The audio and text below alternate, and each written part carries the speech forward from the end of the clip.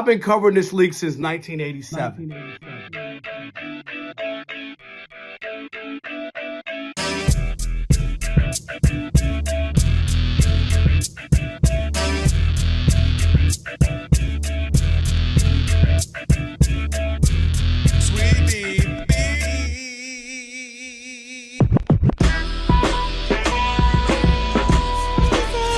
Can this sports writer and this sports fan share a radio show without driving each other crazy?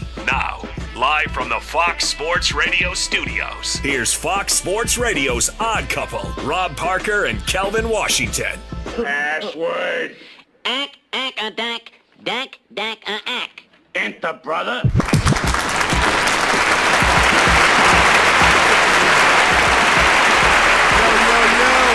I got you, Rob. And with that password, you now have full access to the Odd Couple for the next 3 hours. There you Not go. one, not three, not four, not five. Thank you, LeBron. No doubt, no matter how you listen in, Fox Sports Radio, foxsportsradio.com, the iHeartRadio app, or SiriusXM Channel 83. Wow. And now, live We'll do it live. on YouTube. Do it live. I'll write it and we'll do it live. Do it. That's right. And Alex, it was a disaster last night. I'm so sorry. Alex, I wasn't going to call him out. It was a disaster last night. I didn't know which way to go. I had no idea. It was either the best or worst intro ever, depending on how you no, like it. it was If the you like a worst. train wreck, then it was it.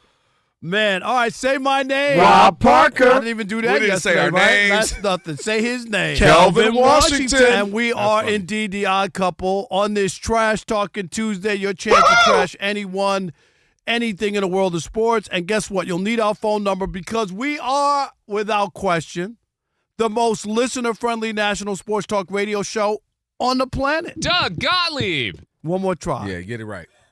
Thank you. At least when people are still awake. Sorry about that. Only time it counts, Rob. That's right. Write it down, commit it to memory, 877-99 No, you write on it down. Fox. For you laymen, that's right. Thanks for the copy, Rob G. It's not trigonometry. 877-996-6369 in case you can't figure out the letters and the numbers and all that stuff going together. And if you hear feedback on the line, it's your own fault. It means only one thing. You forgot to turn down the radio. And if you call in here and have a problem with what we say, guess what? Tough, because... Well, I'm talking to you the way I want to talk to you. You have a problem, turn off your station. And with all of that said, always remember... Sweetie Beatty. Yeah. There you go. Yay. All right. Yay. Let's go. Big show. Let me Yay. welcome in my co-host. He is... Kelvin. Washington. What up?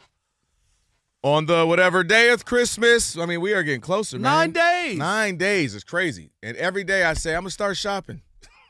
And then I go, I'm going to do it tomorrow. Why are you not shopping already? I don't understand it. I Seriously. think it's just a holiday tradition. That's just you got to keep it going. You know what I mean? All right, you know what? I did look for a very significant gift today. Like I know exactly what it is.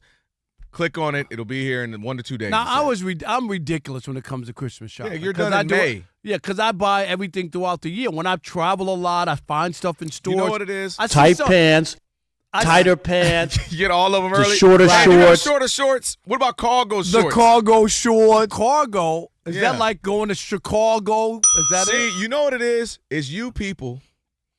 What do you mean, you people? What do you mean, you It's people? you, What do you mean? It's you people who like deals. Racist. My mother-in-law, y'all like to shop. It's you, especially my mother-in-law. Y'all find stuff like all early. No, my Like just thing is, this is and then just grab it. But a and- nice gift doesn't. You don't know if I bought it. no, I don't care about. No, I'm saying, right. I'm yeah. just saying most people don't know if you bought it Christmas Eve or 2 days before Christmas or a year ago. A nice present is a nice present. I don't disagree. And my other part on always wanting to do it like that is I don't have Christmas bills in January because I, ran up the credit cards buying stuff because I've paid for it throughout the year. Right. So there's no bills. Everything's been shipped to everybody. Like I'm just living free and rolling around in it. That's what happened. See, look, and then Maybe I I didn't downsized my car, downsized my house. Look at it. All right, you got it all figured out, huh? If I could get a haircut and a date, I would be great. And life would be good. And I'm going to have to say I what had all a glizzy in my mouth. all the YouTubians say. Don't that man own a barbershop? I hear that all the time. Yes, I own a barbershop in Detroit. What do you want me to do? Look, I'll go half. You want to open one out here? I wanted to open one. All right, let's talk about that. Okay. Let's talk about You serious? that. I'm serious. All right. Even though, the number one thing Sporty that Cuts sends people LA. broke? Athletes opening up car washes and barbershops. No. I don't know how you pulled it off. A barbershop, 24 years in I know. business. That's what I'm saying. And we're thriving. I Knock know. on wood. I'm not bragging. So I'm then just let's do saying. it. You want to do it? All right, we'll do that. All right, let's Bring it to welcome the in the valley. Odd Couple crew because we wouldn't be able to do this fine radio program without him. Literally. Rob G, no doubt, is Bud our Mexican? producer. Yes, Rob Shout out G. to Bud. Yes, Bud. Alex, of course, is our engineer. Pay no attention to that Know how he man is on behind the Mondays. curtain. Mondays, That's Mondays right, out. no doubt. Isaac Lowenkron is at the anchor Yay. desk. He'll keep us updated throughout the program. Googling something I said in third grade now, I'm he sure. always looks the same. Some people they different. You look different. My hair's crazy. My beard's. Isaac has the same look all the time. By the way, I'm Googling something you did back in second grade that Sorry. nobody knows about Sorry, I yet. was a year off. I'm sorry. Steve Hartman might fit that mold. Just shut up. Don't say anything because No. I'm gonna get in trouble by mentioning Steve Harvey. Rob. I'm just Yes. saying, like, he always on 3 days. He knows exactly what he's wearing. Kelvin, it's good to see you. I wear black shirts on Friday, and on Saturday I But wear the this best blue part polo. And is that Steve Hartman doesn't have to, figure out hold what on. he's going to wear every Hold day. on. I'm just- He's almost like a cartoon character. Fred Flintstone wore the same outfit every day. So does he. Right. I put my on hair and my clothes. make it simple. I roll over and. I'm more consistent than In-N-Out Hey, Burger. hey, who brings up? I've been covering this league since. Or I was with the Raiders in '82. Okay, thank you, yes. Bo, who doesn't more? All right. I'm feeling foolish today. Let's I go. know. All right, and of course, Never heard of him. Who? Who is it? Never heard of him. Dang. Elijah is our social media guru. Yes. Okay. All right. Stress from work, money, talking about coworkers on the radio and family doesn't just disappear at night. It follows you into the bedroom, Kelvin. That's right. And that's where Rugiette Where am I in my Ready bedroom?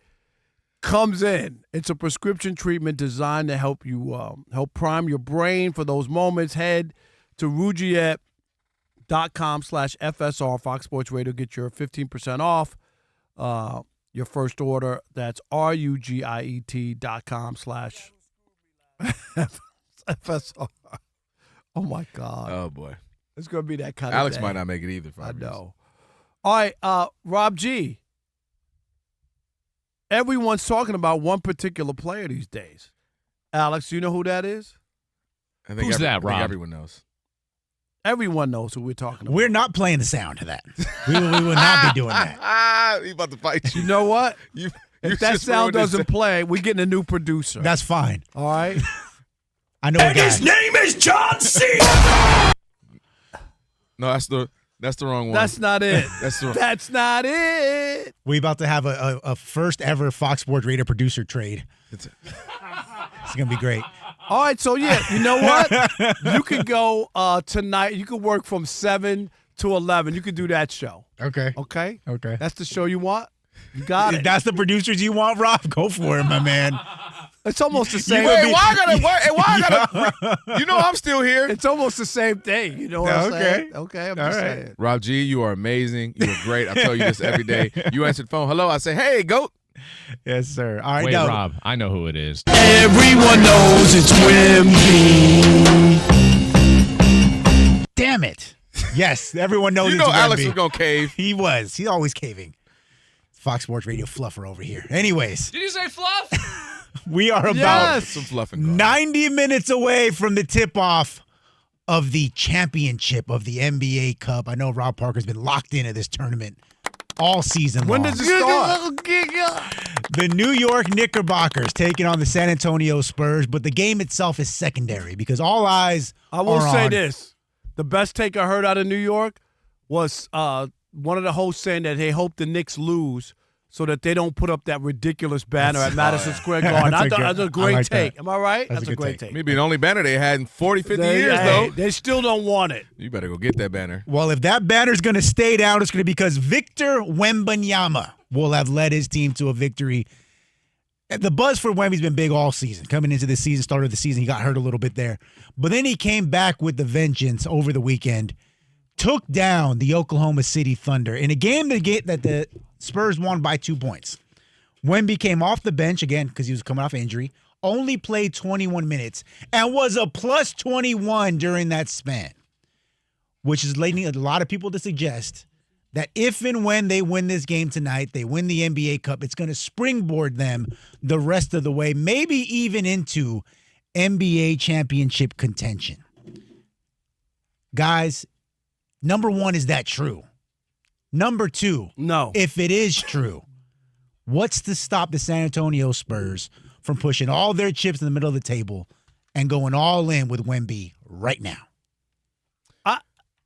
I want more time. I'm not doing that. We just saw, and I'm not saying that, we just saw the Colts do the same exact thing. They pushed all their chips in the middle because they thought they had something with Daniel Jones. They gave up the 2 first-round picks for Sauce Gardner, who's turned into applesauce Gardner. And now they're losing, and they might not even make the playoffs. Like don't disrespect old man Rivers like that. I'm just saying that's how bad it is. And I'm just saying on the Wemby case, I just want to see. I want to see this team together a little bit more. I want it to gel. I don't want you to go out and run and go like, oh yeah, let's go get Giannis and we're gonna win the title and this and that. I don't think we're there yet enough to throw all the chips in the middle of the table. You got a great starting piece, right? A great piece. And you got these other young players around them. They're playing well, and you know things to look forward to. But I'm not there. I just wouldn't do it. Not this soon. I'm all in.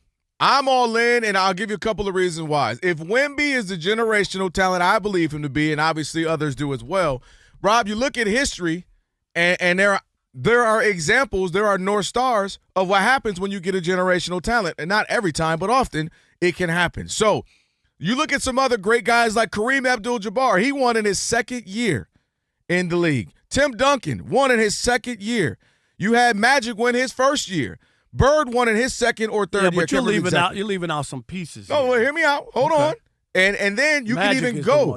You can even go, right? You can go. Shaq went in his second or third year. LeBron went in his fourth year. Other guys have gone early. Was Shaq second or third? Do you know? It was 90. He went in 95. He was 92, 93, third.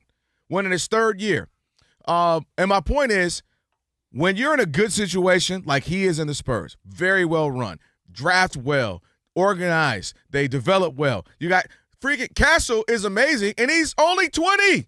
He's 20 years old. They've got Harper Jr. They've got a good veteran in De'Aaron Fox. They got some other ancillary pieces as well. And Rob, this season, aside from the Thunder, which I believe are going to win, withstanding a massive injury to like SGA late in the season, they should win. But that's the really only shoe-in we kind of look at and go, that is the team that should do it. So if you're the Spurs, who can compete, who Wemby's a game changer, who Wemby affects things on both ends of the court, I'm not saying you're absolutely going to win it. What I'm saying is you go for it. And here's another part, and you've said this too. With Wemby, his real as the kids say, his real potential rival, obviously I would love for it to be the Thunder. We have that for 5, 7, 8 years. But really it's father time and or injuries, meaning how long will he be able to play? Is he going to break the curse of big, ginormous men? Or is he going to fall in line like them and be good but often injured? Sabonis, Yao Ming, and some other guys who have had bad feet and bad knees by being big. So you are playing against that. And he's already had blood clots, and he's already been injured. So I might not get a 15, 20-year run. He might not give me a Chris Paul, a LeBron, a KD. I might only get 12 like a Magic or a Bird. I didn't say wait 5 years to make a move, but I need to see more of this with what they have before I'm giving up for Giannis or giving up players, for a guy who might disrupt what you have going on.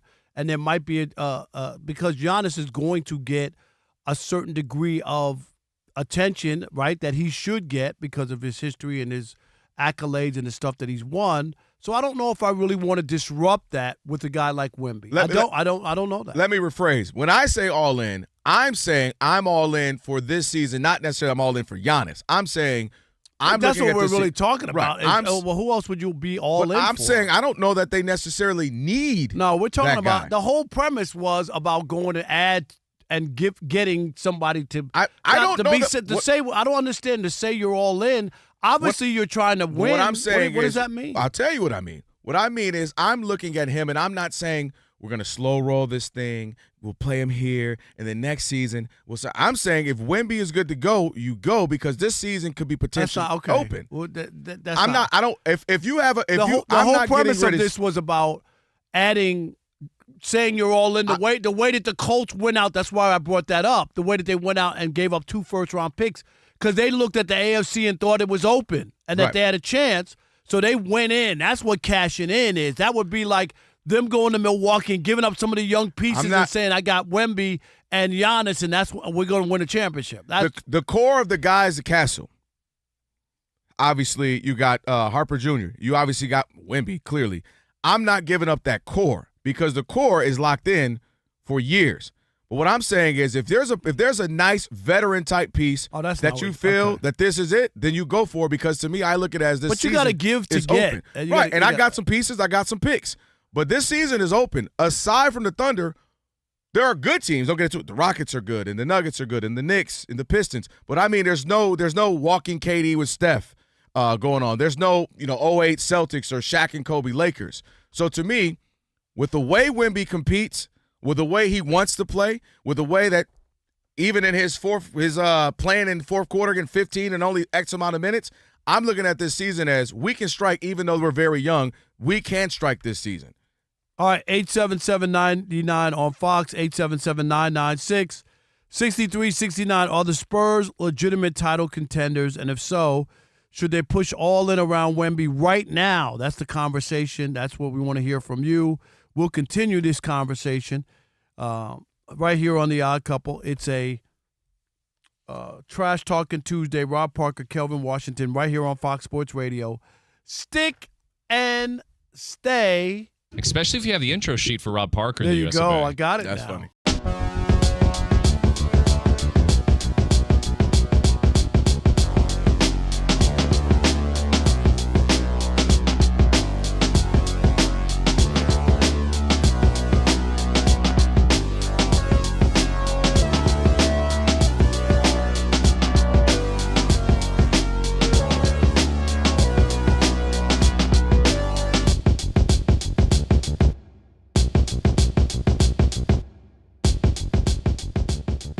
ESPN personality, former NFL MVP Cam Newton, who talked about it on his own podcast and this Disney week. character. Go ahead. And he is none too happy. Take a listen. Mad Hatter? Yeah. It's almost like a slap in my face, bro. All the things that you're doing in media, do you come off like you're available? Well, state the case then, bro. Did Phillip Rivers send any type of signs that he was available? Why you asking me to do something that everybody else didn't do? I ain't no lab rat. Come on, bro. You still are available. Have you followed my Snapchat?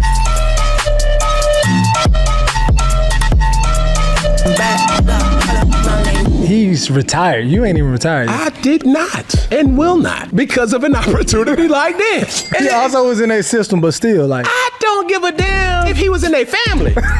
He's 44 years old, bro. He got grandkids. How do people hold Cam Newton to a standard that you're not holding everybody else? Cam, did you say that you were still available? Cam, you're retired. So did Phillip. But I know when it comes with me, the personality, bro.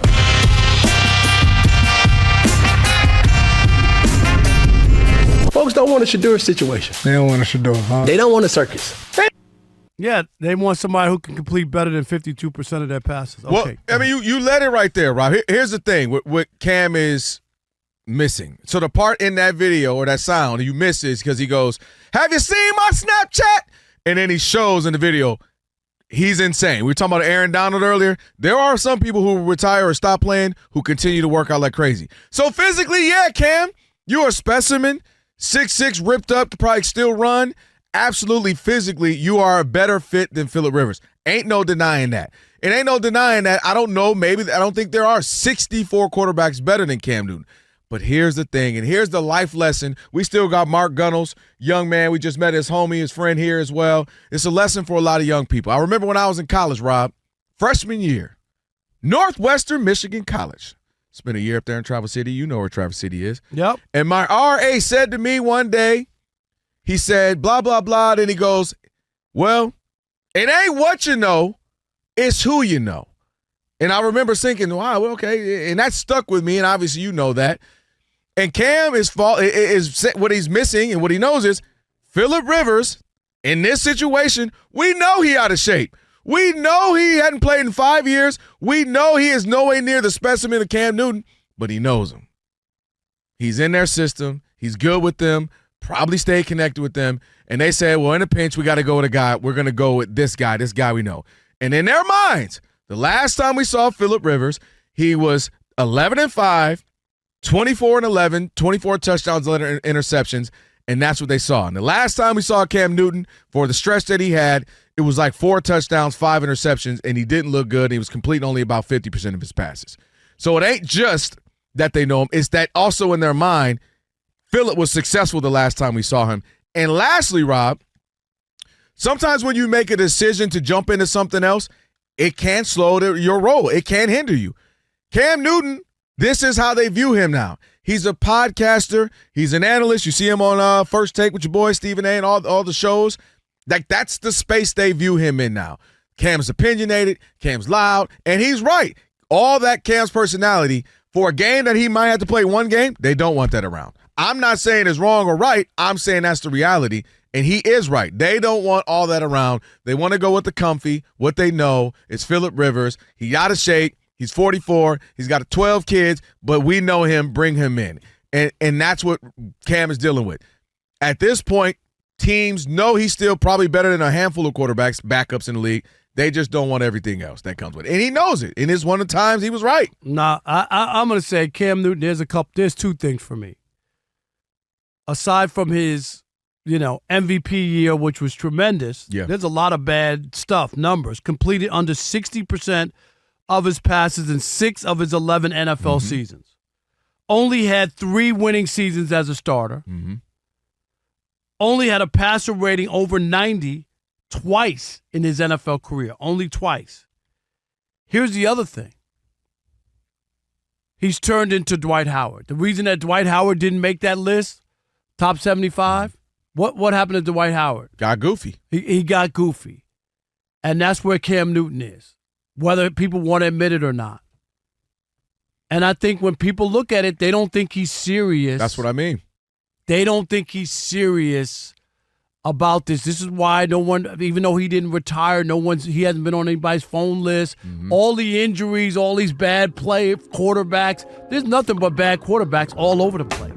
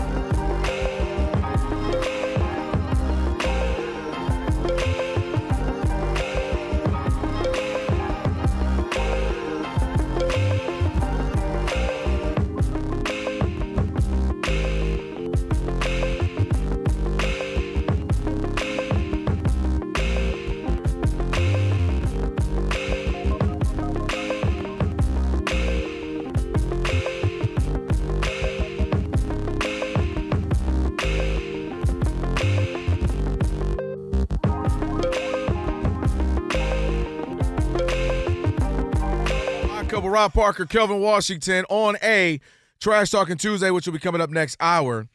Ephraim, Salaam, get ready to join us here in about 5 minutes or so. Check out YouTube. We're simulcasting right now. Shout out to you, YouTubians, all the folks in the Odd Mob. Just search Odd Couple FSR.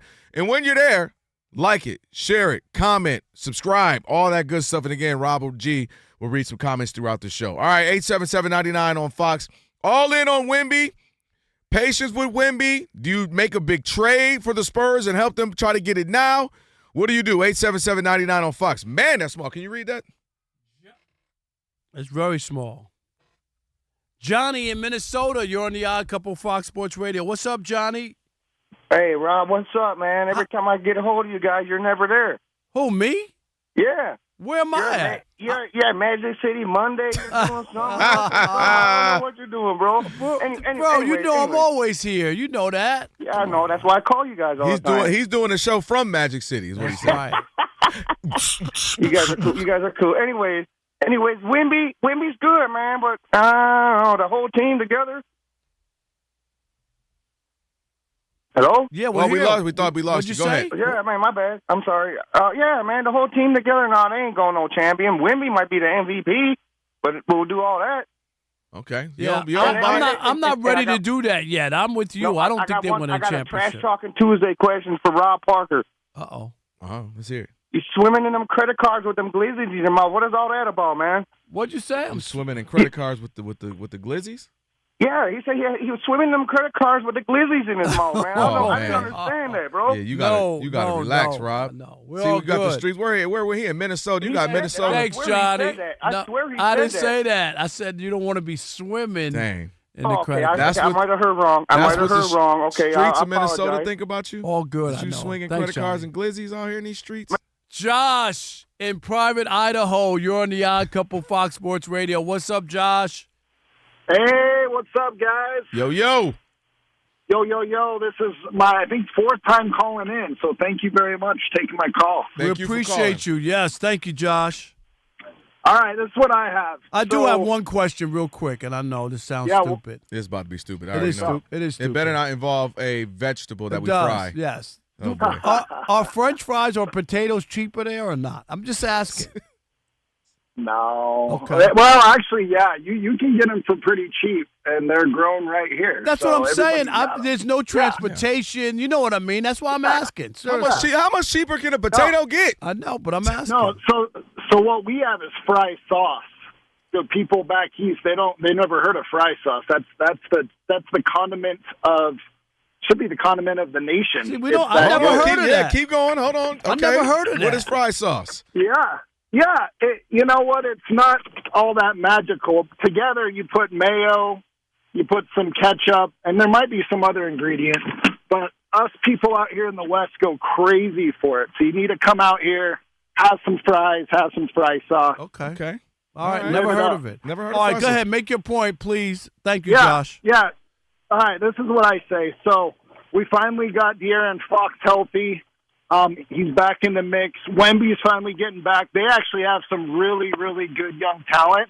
I say you roll with the crew you have now, get some cohesiveness, and then maybe this next year, depending on how far they go, you go out and get somebody like Denver did when they went out and got Aaron Gordon. That was kind of their missing piece to go win the championship. So I'd say let them play it out this year, but then maybe go out and get a key person to help fit in their mix and the culture they have going there for this upcoming year. And I think they have a great chance in the next year. See, that's what I'm saying. That's where I'm at. I'm right there with you, Josh. Thank you. Appreciate it. Josh, thank you for the call, brother. And now we know about fry sauce. Didn't even know about that. Fry sauce. Yeah. Ephraim, Salaam on the way right now.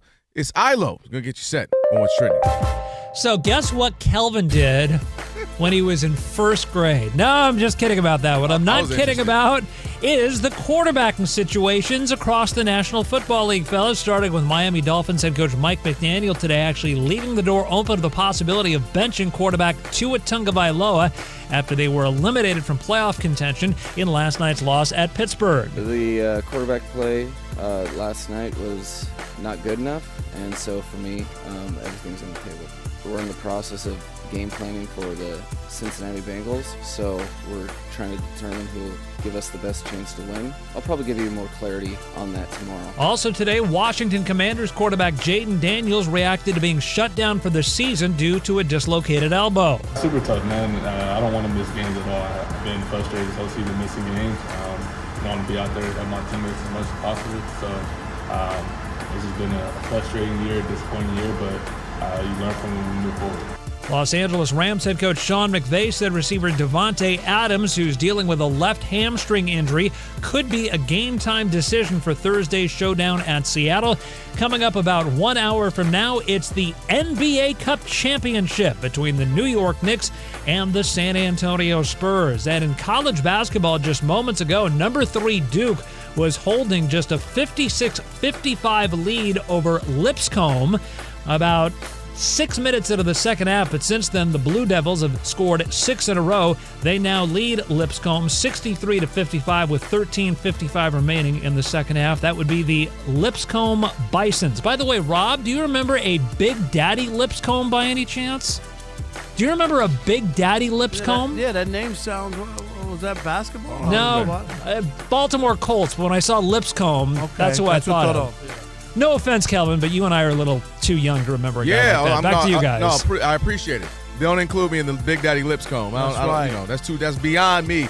And it is the odd couple, Rob and Kelvin on the Trash Talking Tuesday, joined right now by our man, Ephraim Salaam, former NFL offensive lineman, Fox Sports Radio Weekends. Ephraim Salaam, you can find him there. Yeah, him and Rob G acting like they don't talk every week. Yeah, it's crazy. How your kids doing? Yeah, what you want to do? Hey, what's the new movie you working on, Ephraim? Ephraim, get on the phone with us, not Rob G. What's happening, brothers? What's up, man? What's up? Happy holidays. You too, man. Happy holidays to you guys, man. Hope you get all you wish for. Yeah, appreciate that. Where you want to start, Rob? I do want to get. I know if it starts with a K and the next one is a C, I'm jumping over this table. No, what are you talking about? The Kansas City Chiefs. That's where we start. See, that's where we start. Ephraim almost jumped over this table. You already know it was that. Ephraim, he won't leave it alone. I give him his credit. He got it right. Ephraim, I said before the season started they wouldn't make the playoffs. Anybody can react afterwards. Rob, go ahead. Rob, you know what? On my show that I do on Sundays from 8 p.m. to 5 to 8 p.m. Pacific, I said the same thing before the season. I said I don't believe the Kansas City Chiefs will make the playoffs this year.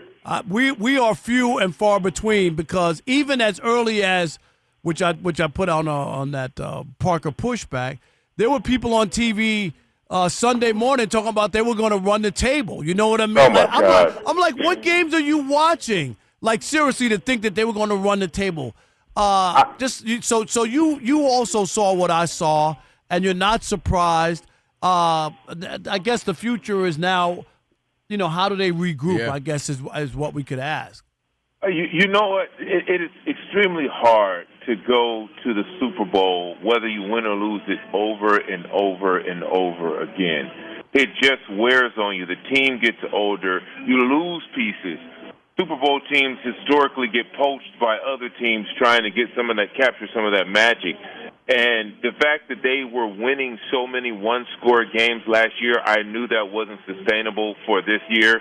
And we've seen that in one-score games, I believe they're like 8-1 or 1-8 or something like that this year. Yeah, and last year they were 11-0, right? It was unbelievable. Exactly. It's impossible to duplicate that. It's so hard to do, and it takes so much out of your team that I presumed that they would have, a falling off, which happened. So now, I believe it's not a retool. I believe you got to rebuild this thing.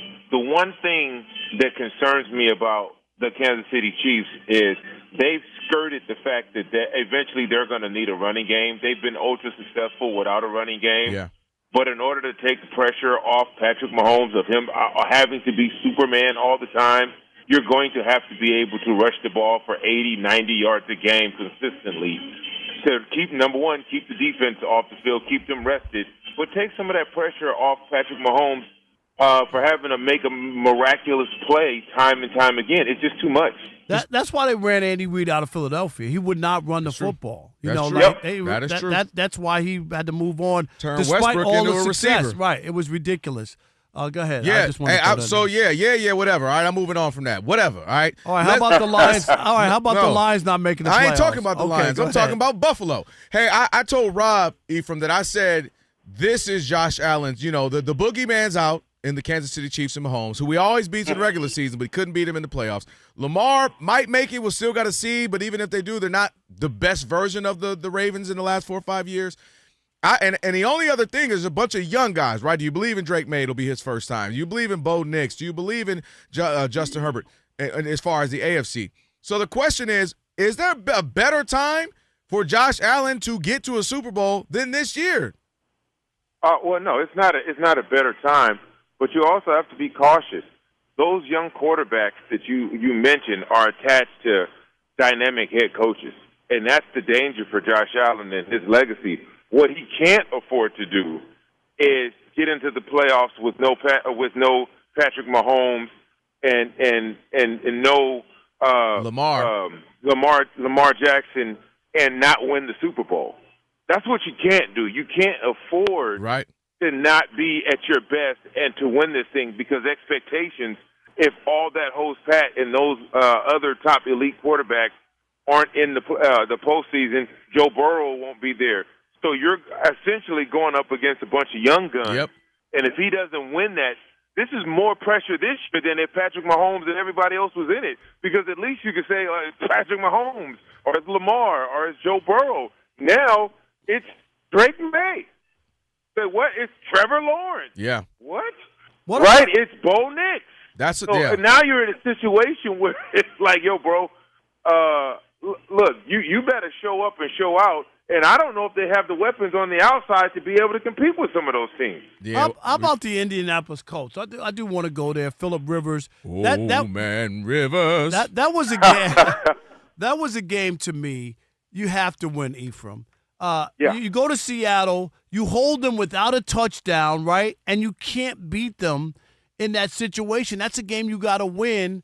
And he doesn't look right. You know what I mean? I know he got to do a touchdown or whatever. He doesn't look right. What? Was he supposed to look right? Well, I'm just talking about he's too puffy to be an NFL player. He meant literally doesn't look right. He didn't mean the gameplay. I meant what he looked like. My wife, we were watching him. My wife was like, "Why does his body look like that?" Right. I said because he's been doing what I've been doing for the last 5 years. He's been hanging out. Right. Same reason my body looks the way it looks, man. Hell, I mean, Kelvin, he's older than you. I know. You know what I mean? So it's one of those situations where I was actually pleasantly surprised that he was able to make some of the throws and actually survive against that Seattle defense like that. I was thoroughly impressed. And what I will tell you is he's going to look better next week on Monday night against the Niners. I lean more towards the 49ers going to put it on him. Oh, well, they're going to put it on him, but I'm saying him mechanically will look better because he'll have another week under his belt. It just getting back into the groove of an actual NFL game. Man, it's hard to get off the couch and go play a game. Yeah. After 4 or 5 years? What? That's why we're shocked that they did it, Ephraim. And what? You ain't telling us nothing. He drove them down. They got the 60-yard field goal or whatever it was. He was right there. I mean, he did what he was supposed to do. I know he had 11 seconds, on that final drive. Right, threw a pick, but he was trying to push the ball down the field, which, he pushing it down the field like I would push it down the field, barely. Right. Nah, I get it. I do want to ask you about the Lions. Where was your preseason pick on the Lions? Nobody want to always talk about some preseason picks. I want to know where he was because I said on this very radio show that they could win 10 games and still not make the playoffs. And that's what I have. Where are you on the Lions? Because obviously that loss to the Rams, they can't afford another loss now. Vikings won earlier. I was hesitant about the Lions losing both of their coordinators. That's difficult to survive.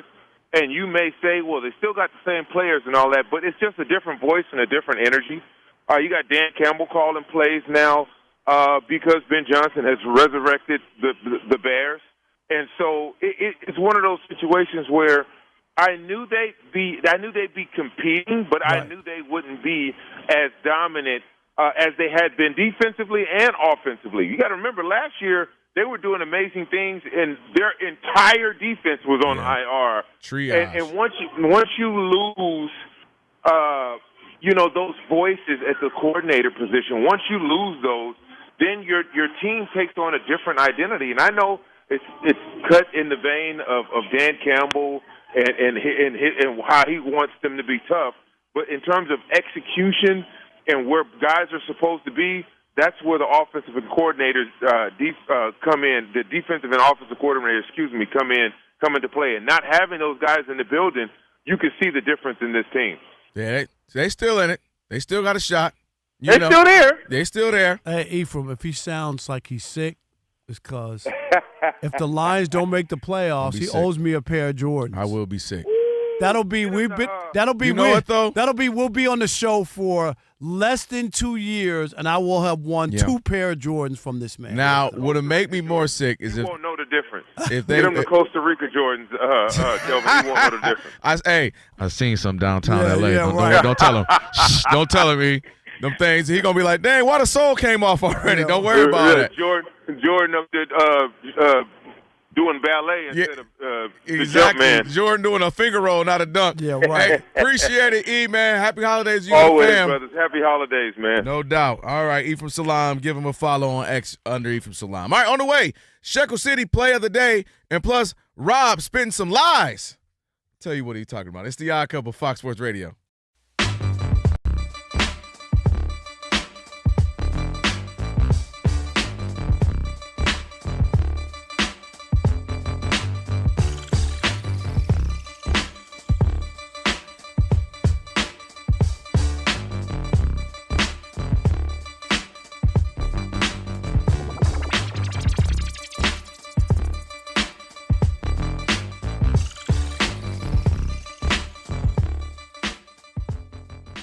There is no comparison.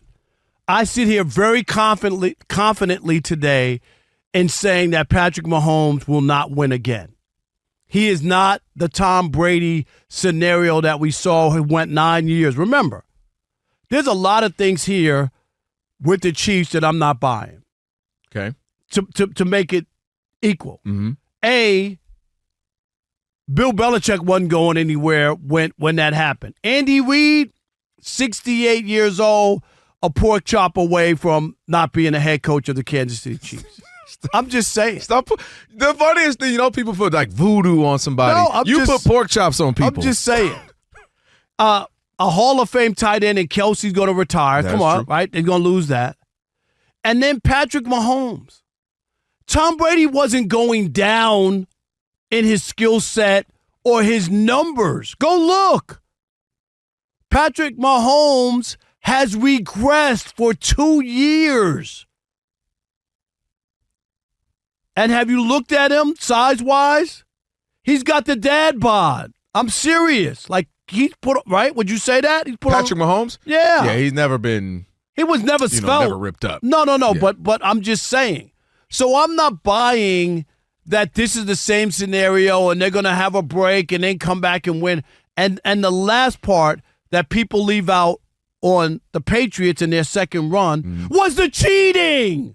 Are they going to cheat like the Patriots? So they could lose their coach, Hall of Fame tight end. Patrick Mahomes has regressed the last 2 years. And are they going to revert to cheating, which is what saved Tom Brady, Bill Belichick, and the Patriots? I'm out on the Chiefs. I sit here confidently in saying Patrick Mahomes is done in the championship-winning business. First, I will say, you called the Chiefs not making the postseason, so you get that from me. I'll give you dap on that. The reason why I didn't think they would be 15-2 because I thought they would lose close games in comparison to what they did last year, not be 1-7 in those, right? So you split the difference. Maybe they're 5-2. What is that? 7, 8, 5-3. Okay, that changes the course of everything for them. They're in the postseason. They're not as great as they were record-wise last year, but they're in postseason. So I didn't see that coming. Here's where I disagree with you, and I think they found themselves in a question of moving forward.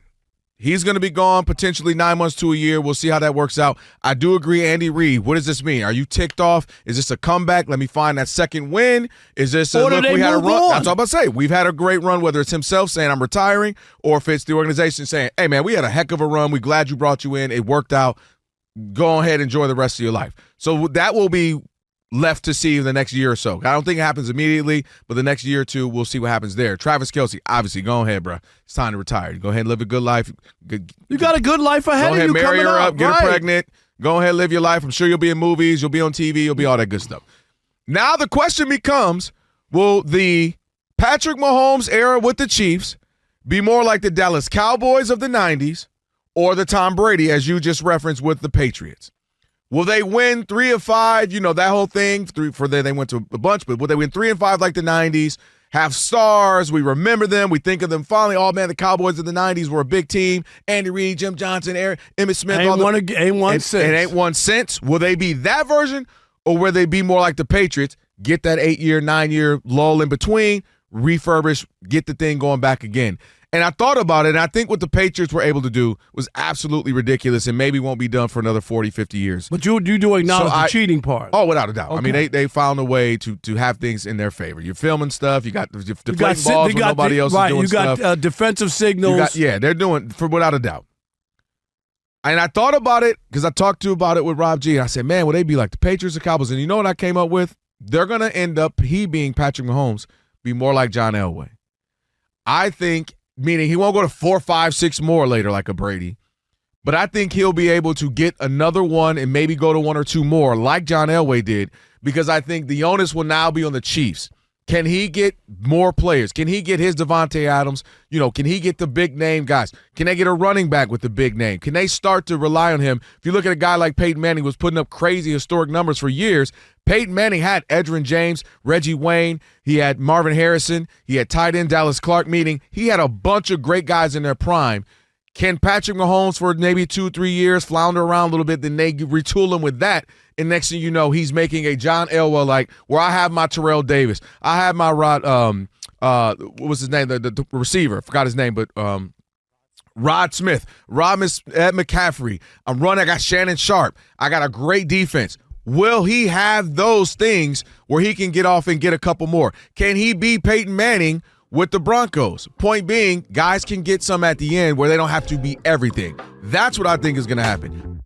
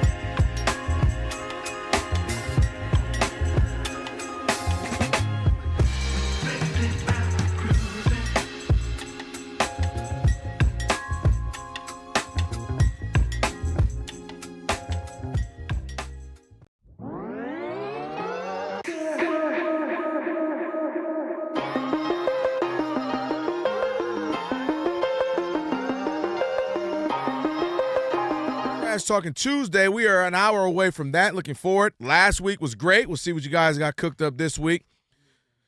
Thank you to Ephraim Salaam for joining us. If you missed it, check out the pod. Rob G will have that up at the end of the show. Have a best of version as well. So and check I'm getting it out. a haircut Friday. Okay, stop. Nobody.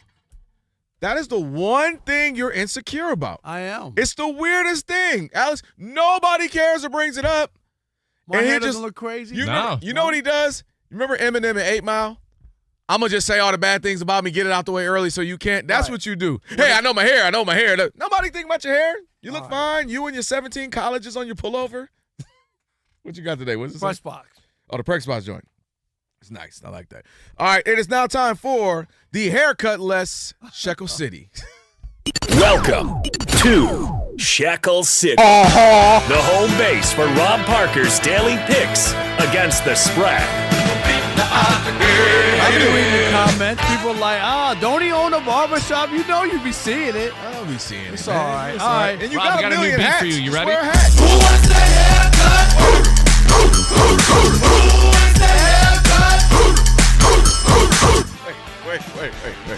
Wait, when was that a song? I know. That's nice. I just like pulled out of the box. Yo, AI is crazy. That's crazy. AI just heard that and was like, let me make a song real quick. Who wants that haircut? Who wants that haircut? I need a haircut. Just wear a hat. You got a million hats. I know. All Here the we free go. hats you got. All right, last night, 2-1. Okay, nice. That makes my record 97-86. 11 games over. Tonight, just one game. Yeah. I got the Spurs plus 2.5. Wow. At the Knicks to win the title.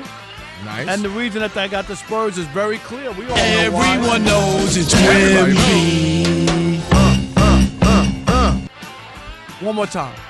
Everyone knows it's Wemby. Here we go. Who wants that haircut? Who needs a lineup? Wait a minute, I just thought about something. Rob G, why don't you give Rob a haircut? You cut hair. Look, he said, look. Elijah, put the camera on Rob I'm G. afraid. Rob G, are you good? You see my hair? Yeah, but we I don't do have that this, myself. I can't possibly do it worse than this. we don't have the same kind of hair, though. You know how to cut black people's hair? See, there you go, always dividing us as a nation. Always. What do you mean, you people? Putting the I black didn't and say brown that. against each other. But they already done put us against each other for too long. Racist. When we gonna come together? Rob was happy the moment Wakanda Forever came out. I was like, good. I didn't want him to fight with the Mexicans. What? Yeah, no, that's what they did in Forever. They It was did black do and that. brown got down. Yeah. Yeah. They see what they did. We They got nothing but love, man. We Rob got likes 8 years black together. people and Jewish people. That's it. Nobody else. That's racist, ain't Despite it? what people do. How yeah. taking to play his race because it's kind of facts, Alice, though. That Now, is kind of just true, though. Not black quarterbacks, but black people, he Alex, rock with black people. You're not one of the chosen people? I thought I you am. were Jewish. Well, Israelite more. But Okay. Okay. Yeah. See, that's why we bond. That is That true. is what we do. That's what- yeah, you. okay. Yeah. That's why Rob's like, this little triangle that I got here with Kelvin and Alex, that's where I'm at. Anybody else? Oh, wow. we stay I see over there. that. Yeah. Is that why you picked Stoney to be your first co-host in Detroit? He was part of the tribe. And I thought Chris was Jewish, too. I knew he was white, but I Yes. thought he was Jewish, too. It's all starting to make sense. It's all making sense now. Oh, my God. Nothing in life. Nothing in life. You better gave him $1,000 for that. Okay. Something. Maybe that was when he got his pair of Jordans or something. All right, it's now time for your tie rack play of the day. For the Steelers, now the pitch to Jonnu Smith. And Smith off the right side and bursts through into the end zone. Touchdown, Pittsburgh Steelers. Jonnu Smith with the rushing touchdown for the Steelers. Their 4th touchdown of the game. Pittsburgh Steelers Radio there on the call. That is your Tire Rack play of the day. For over 40 years, Tire Rack's been helping customers find the right tires for how, for what, and for where they drive, ship fast and free. Backed by free road hazard protection with convenient installation options like mobile tire installation. TireRack.com. It is the way tire buying should be. Hey, I'm just going to say this. I'm not trying to rub it in on you. What? You had the Steelers for 8 wins. They got 8 Stop wins last saying night. 8. It's 9. You had 8. I had 9. Okay. I'm still in the mix. And they got to play the Lions. That's going to be a good one, too. Aren't you scared? Well, that has a huge double win. Yeah, see, that's a huge – the Pittsburgh win is a double loss for me. Lions win is a double win for me. So that's going to be a huge one. That'll be fun. I mean, I might be having a heart attack, but it'll be fun, You're going to have a heart attack. That'll be one of those, Daddy, shut up. I mean, I'm sorry, baby. Right. Hey, baby, which one? Hey. I'm just saying. Don't nobody call me. I don't want no text. I'm putting on Do Not Disturb for you, Rob G., Elijah, Alex, everybody. Do not, in our group chat, do not disturb. If it's 30-1-0, I can't hit you up? No, because I might hit you up. Okay, there you go. All right. I'm just saying, this could be a rough football season for you when it all shakes out. You are Chris Broussardin. What? You've been a little feeling yourself a little early. I'm just saying. I didn't say it was you over. are ready to send me a picture of All I know Jordan. is What it feel like. I didn't send you no Jordan. You know that didn't happen. We are Fox Sports.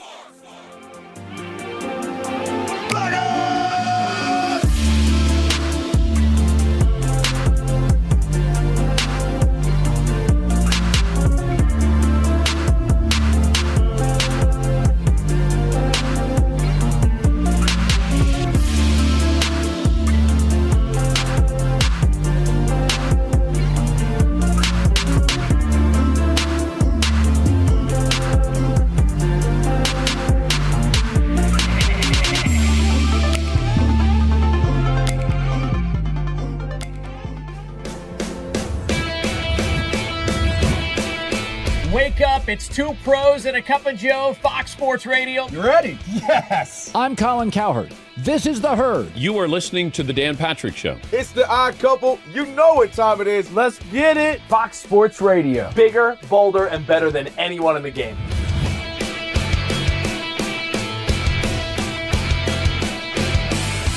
Fox Sports Radio is the #1 sports audio network. Diverse, fun, entertaining, and driven by the big sports topics of the day. They had to bolster the offensive line, which they did. You finally said something right. Congratulations. That game was incredible. You are wrong. You could take that trash somewhere else. Wham! We have a very special connection with our audience, our listeners. People feel that friendship. And I appreciate y'all show. I love it. It's all for you. Thank you. I'm your favorite fan. I love you. You're very talented. You're the best. Thanks for taking my call. Sure. Great show. Thank you, Jim. You sound like Joe Pesci. How am I funny to you? I can't help but notice that the W-2s for the quarterback look a lot higher. That's because we're worth it. You gotta be kidding. He never was an elite quarterback. This team is unstoppable. He made the right call. You know that's right. LeBron James is a legend. No, he's not. He complains all the time. You say Brady's the greatest quarterback of all time, but Eli Manning beat him twice. Wrong. Wrong.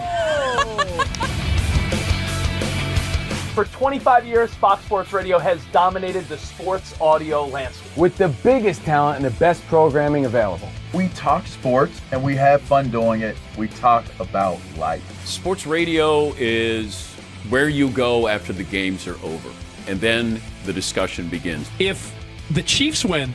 Sorry, Patrick Mahomes here.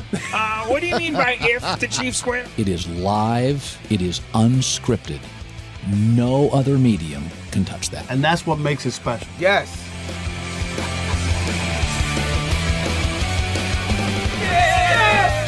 Who wants some? Bigger, bolder, better. We are Fox Sports Radio. Yeah.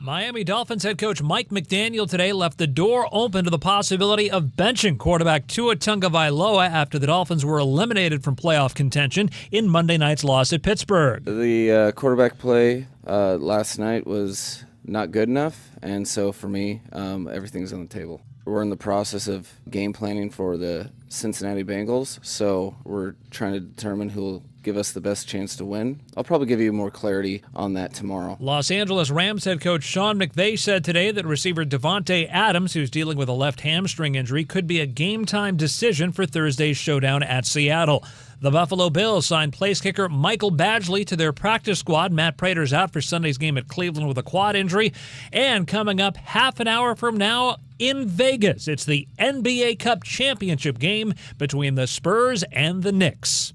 I'm Isaac Lowenkron.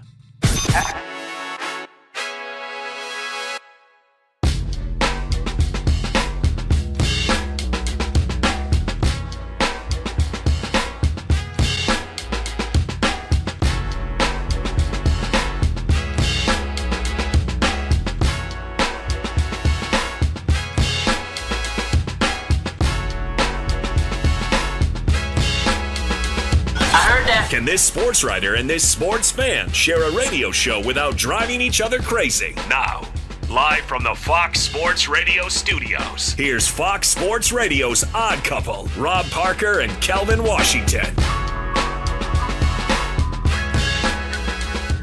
Hour number 2 on a Trash Talking Tuesday. You got the Odd Couple, Rob Parker, Kelvin Washington. Be sure to check out our new YouTube channel. We appreciate everybody who has subscribed. Do it!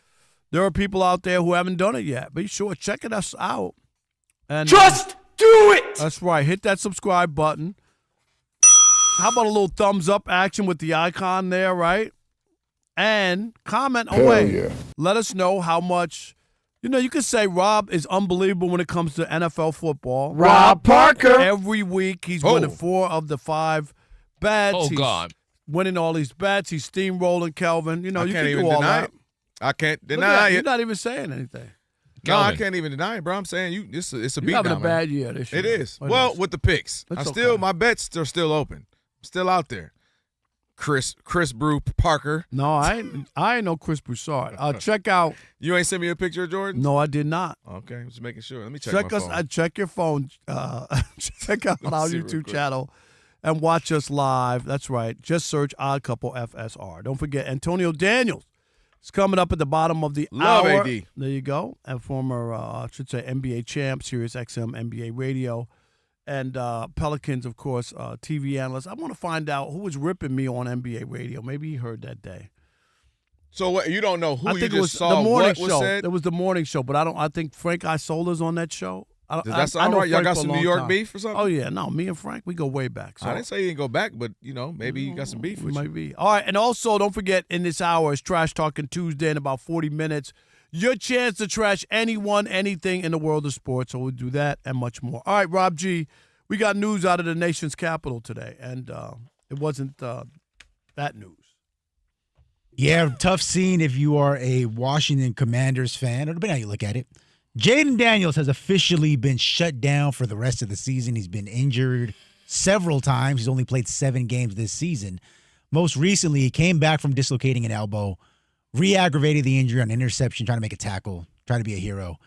And when the reporters asked him about getting shut down, he didn't seem too happy about it. Take a listen. Super tough, man. I don't want to miss games at all. I've been frustrated this whole season missing games. I want to be out there to help my teammates as much as possible. So it's just been a frustrating year, disappointing year, but you learn from it when we move forward. I don't understand it. I got to admit. And I know you're on that. Well, You don't know what I'm on. I do know what you're on because, you said it a few times. Yeah. You're not playing for anything. Just wait till next year, and you don't want to put him out there in a meaningless game where want him to get hurt. No. You can't prevent people from getting hurt. So your plan makes no sense if they don't play him this year, if he's healthy. And we'll wait till game 1. He could get hurt in game 1. He could get hurt in game 2.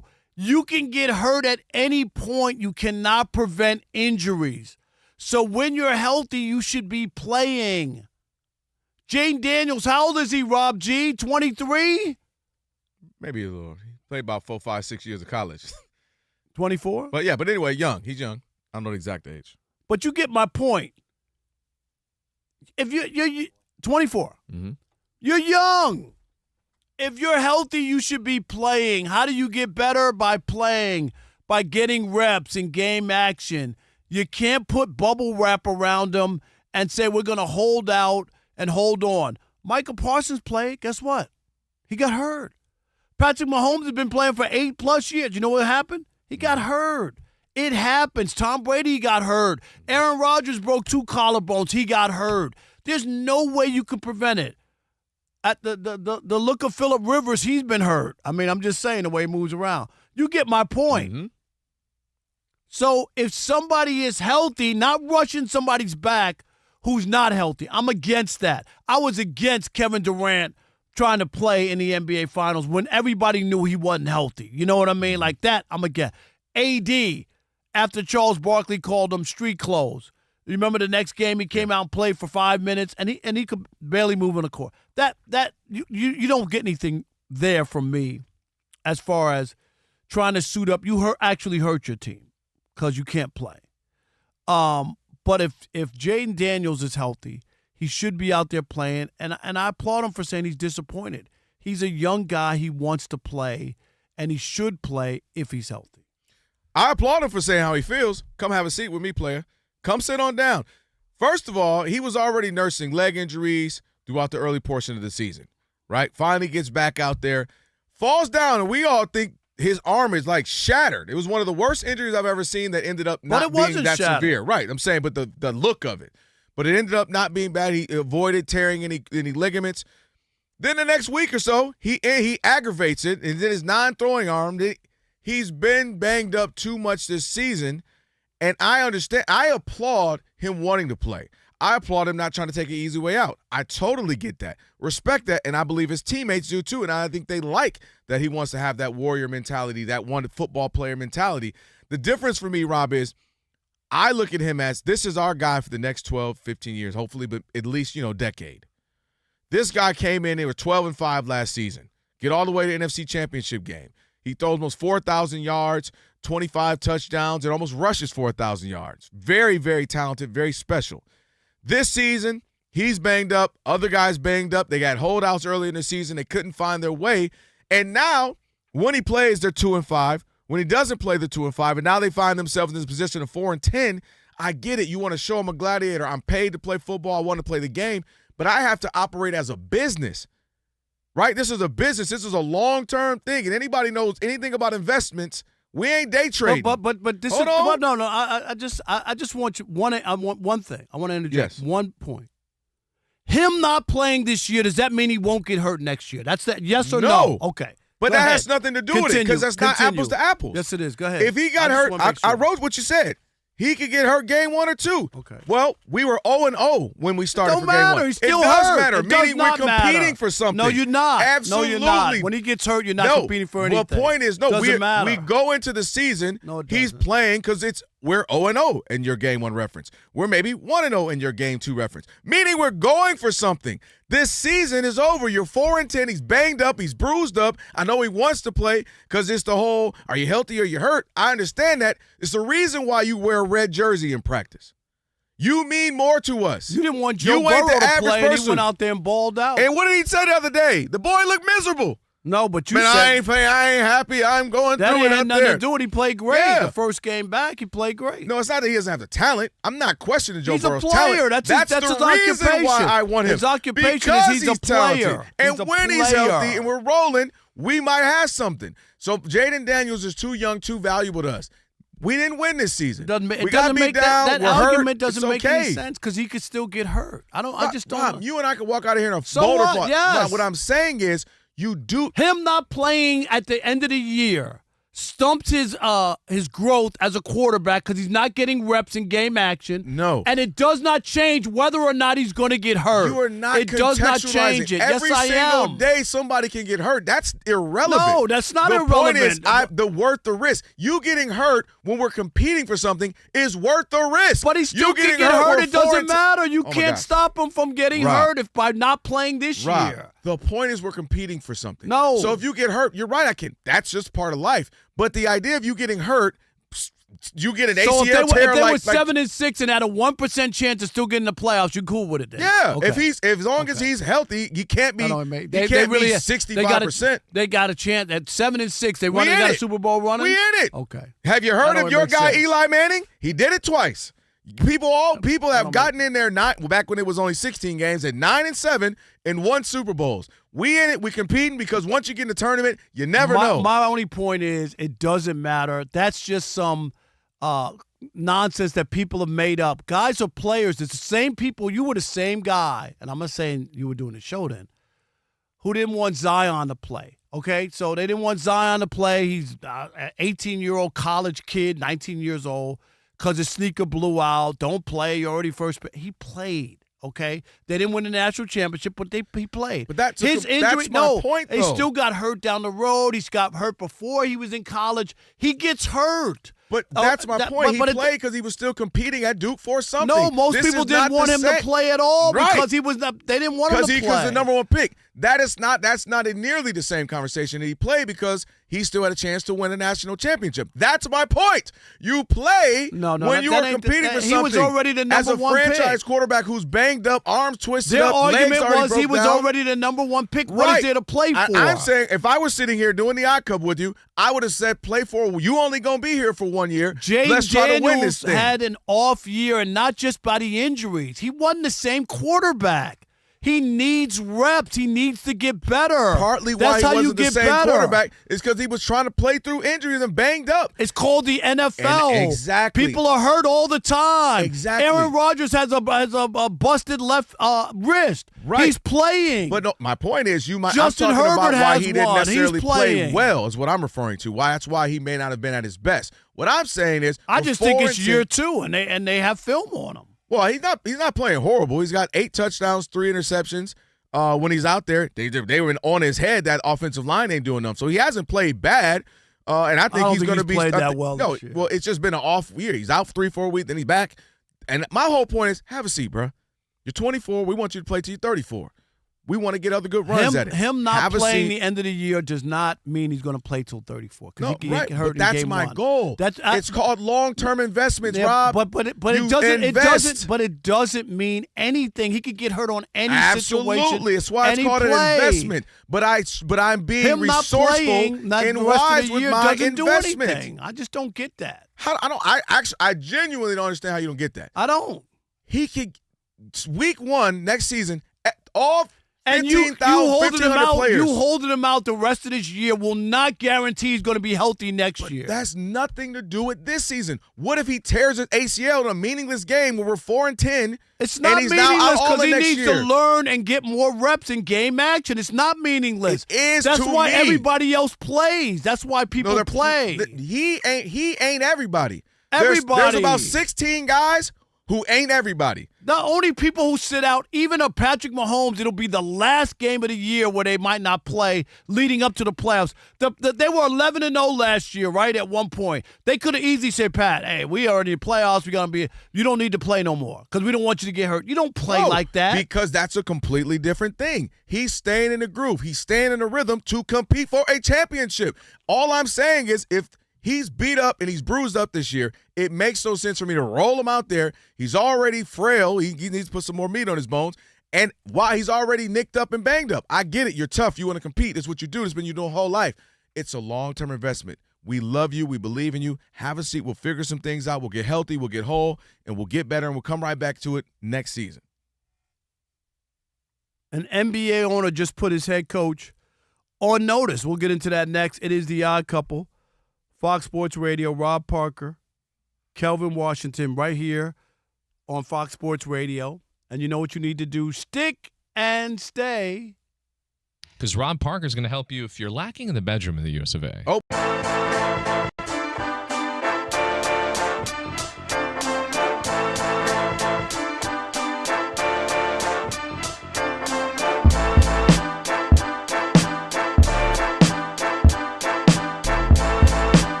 Yeah, I mean, you guys talked about it. The MVP race heating up, and Matthew Stafford has been the favorite most of the season. Him and Drake May kind of battling it out right there.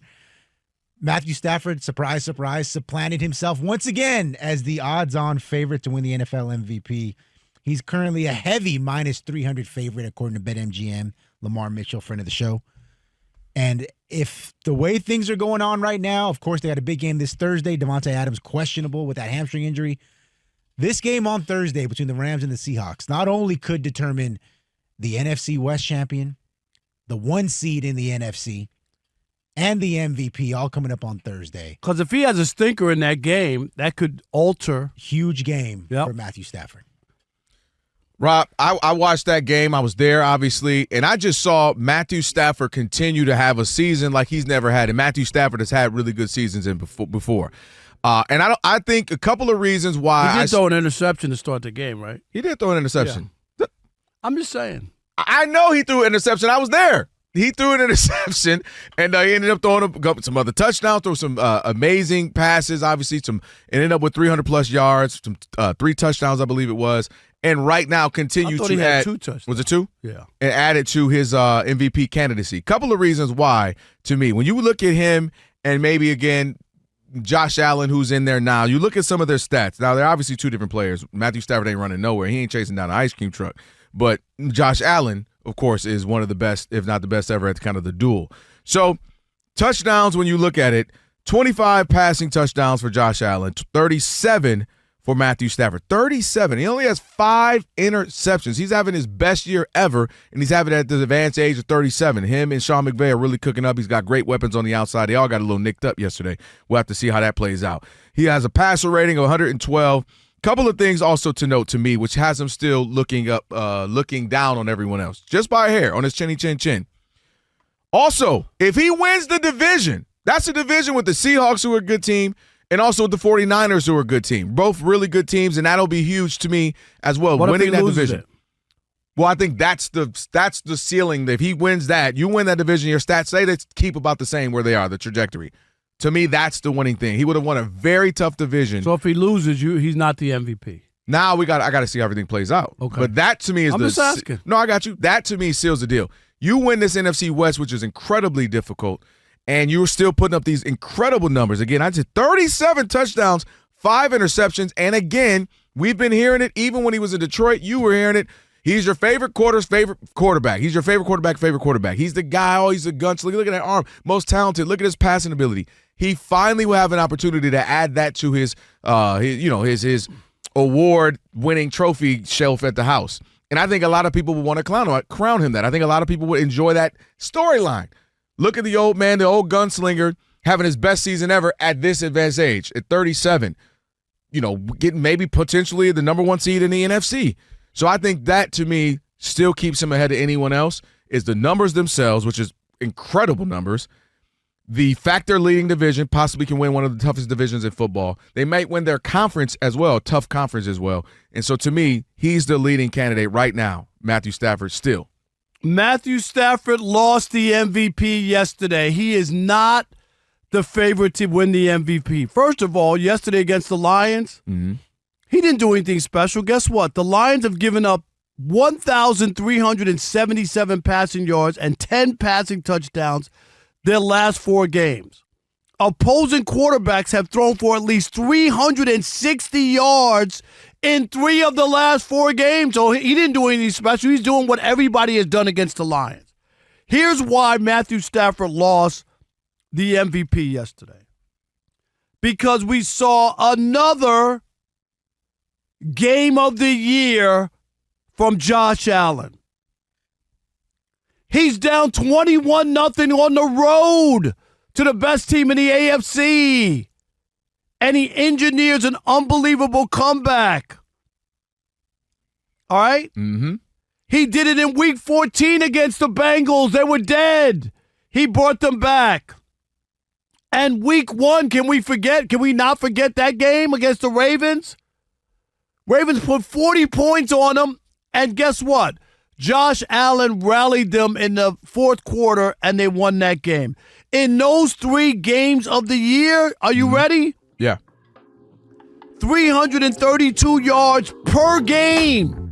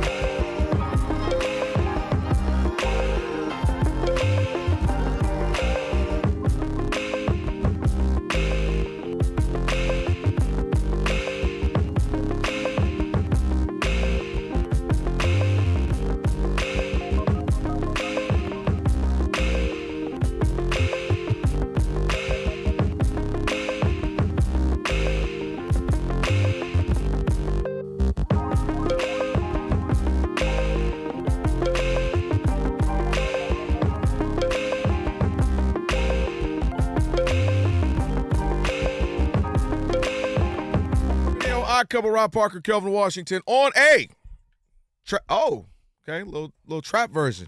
I'm a little moist right now. Okay. Who was that, Chris? I'm a little moist right now. That don't sound like Was that me. Chris? I'm a little moist right That now. is Chris. Right?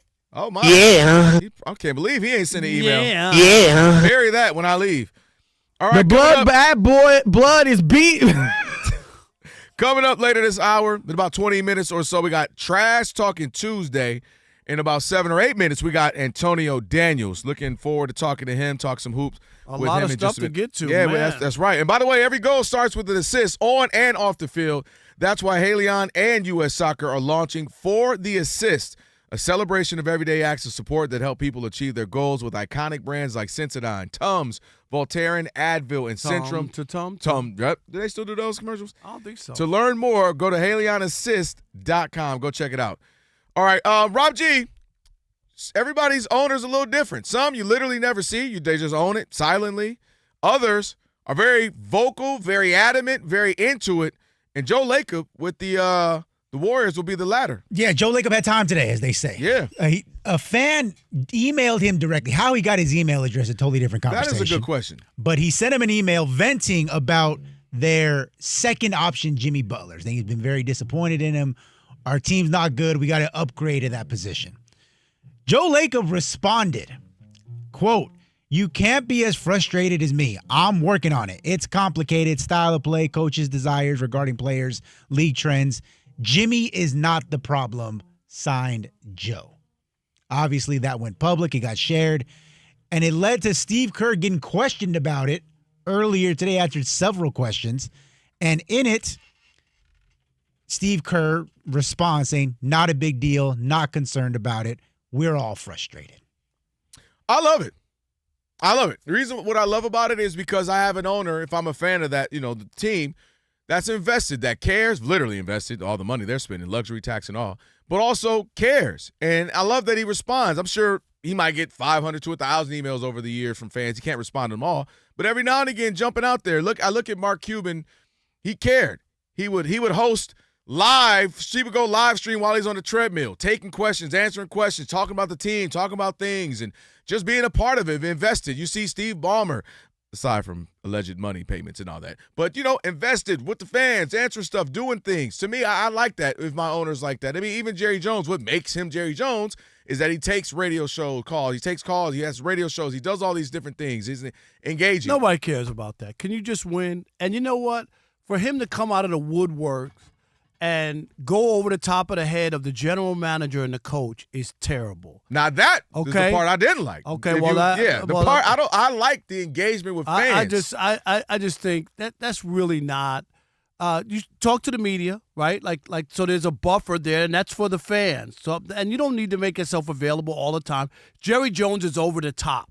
Yes, you should hear from the owner every so often, but for the most part, that's why you hire a general manager and that's why you hire a coach or a team president. They speak for you.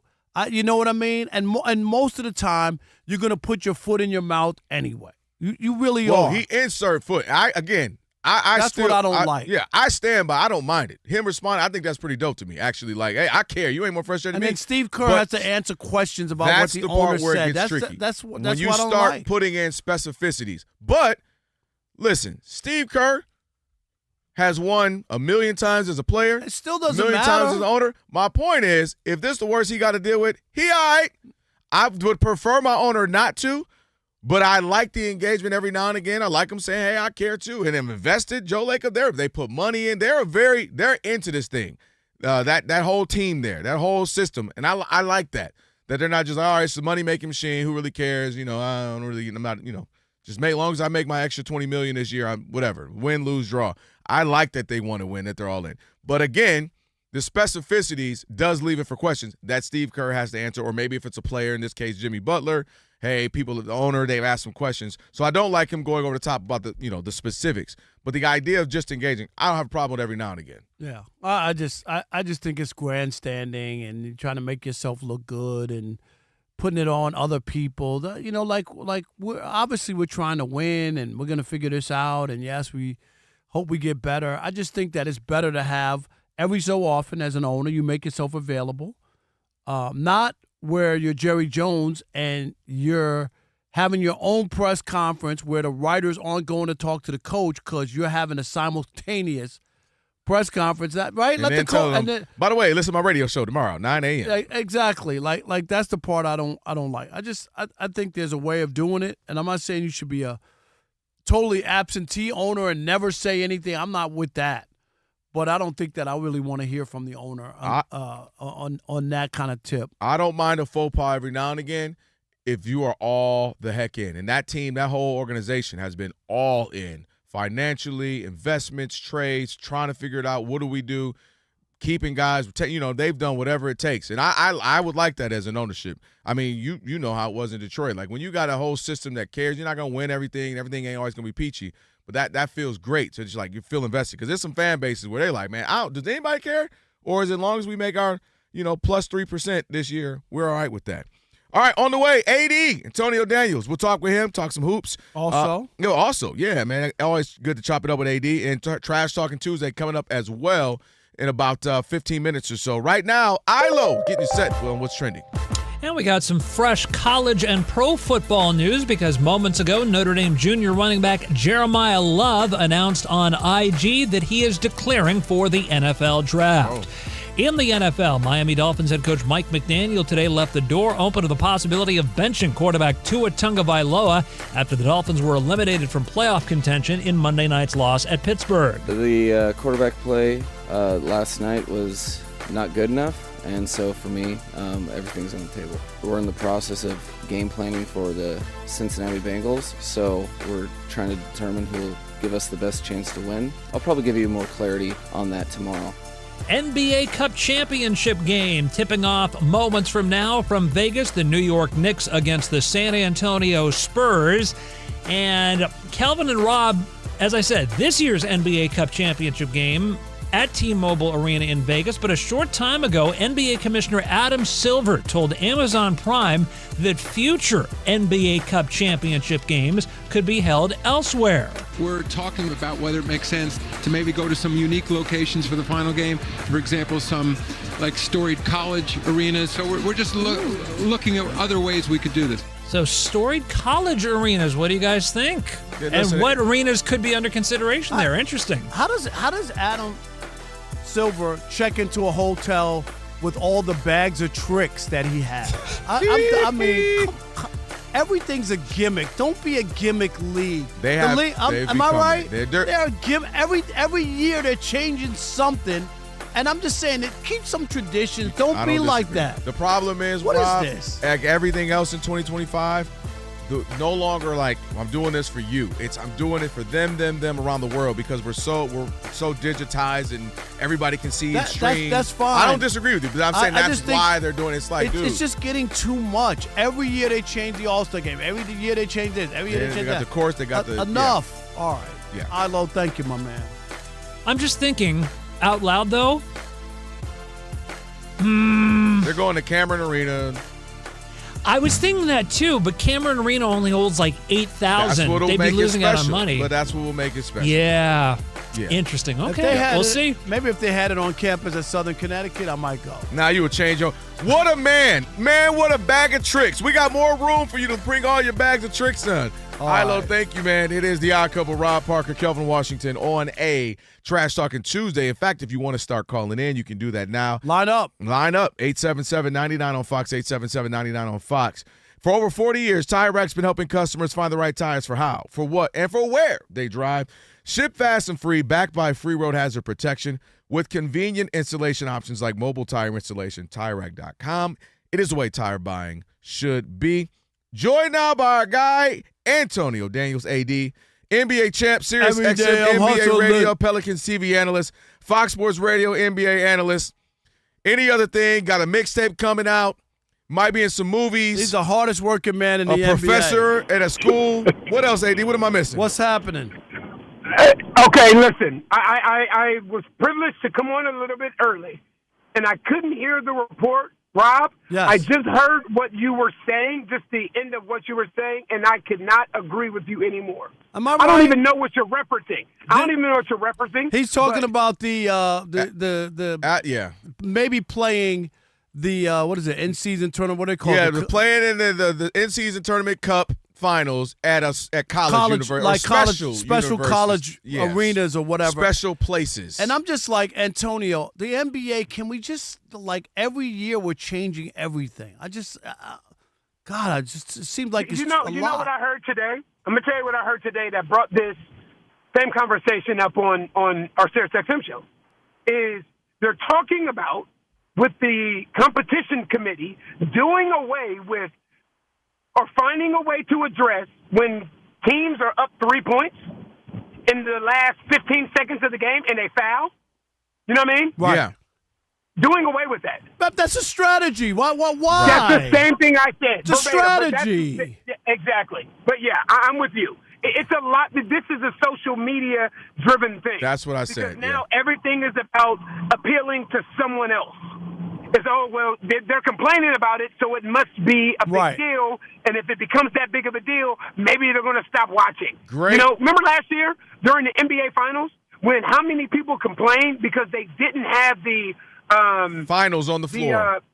And then for game 2, they put it on the floor, it looked awful. Which was crazy. It looked awful. Exactly. Right. It looked awful. Yeah. I don't even get it. Hey, I do want to ask you, I guess your morning show on NBA radio, Sirius XM, was ripping one of my takes. Did you hear any of it or anything? No? What do you mean? I don't know. They played one of my clips. I think I was saying how OKC was bad for the NBA. They were basically the Harlem Globetrotters without the confetti. Oh, no, I didn't hear that, but I understand what you're saying. Do you know what I mean? And I'm not knocking them. Yeah. I'm not saying they're winning. It's good, but the sports is about competition. It's not it really entertaining. is. Is it that I last week we talked about Oklahoma City, and it's funny that they end up losing to San Antonio. I know. But what I said is it's not even entertaining watching them play because a lot of times the game is over in the second quarter. That's what I'm talking about, and that's what I meant by the Globetrotters beating the Washington Generals every time. You know what I mean? Was. Yeah. Right. And but it's also different because them losing to the San Antonio Spurs, like.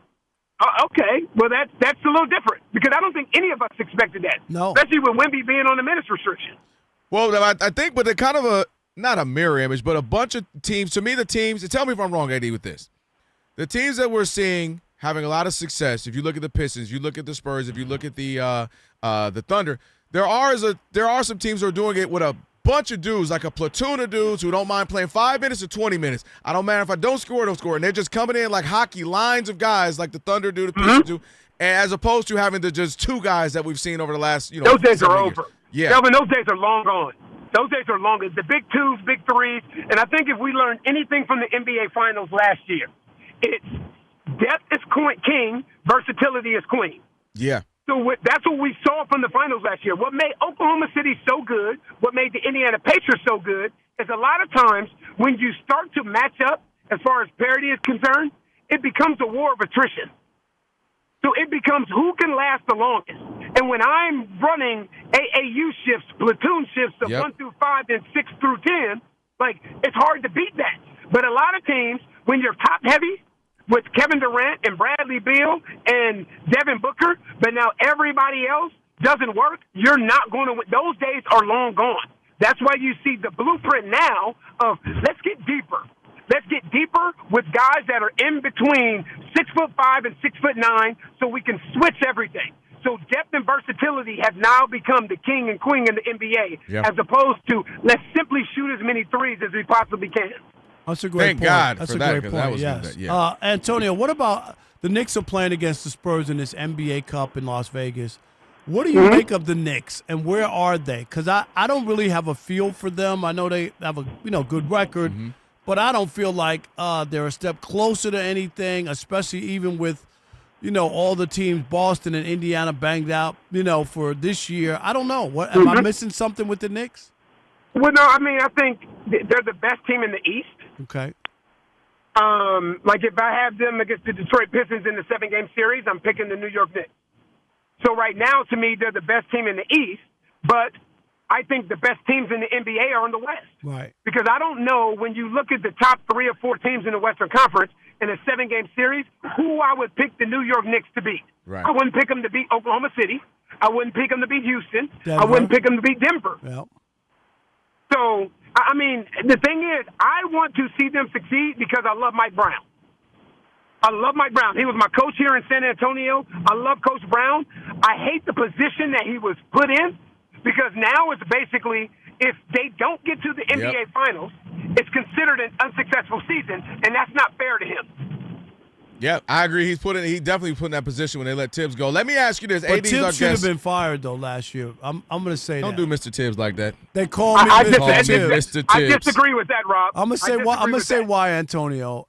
When you knock off the Celtics, and I'm going to do this quickly, knock off the Celtics, and their expectation was they're going to get to the finals, and then you blow a 14-point lead with 2:15 to go at home, and then you don't even follow that up. You don't even the series. You lose game 2. I think that's when the chances of him getting fired opened up. And then when they did those, because they didn't have this set up, they didn't have Mike Brown waiting. You know what I mean? Like, they really didn't have a coach in waiting because they had just signed him to an extension in the offseason. And when they talked to players on the exit interviews, I think that's when they realized we need to make a change.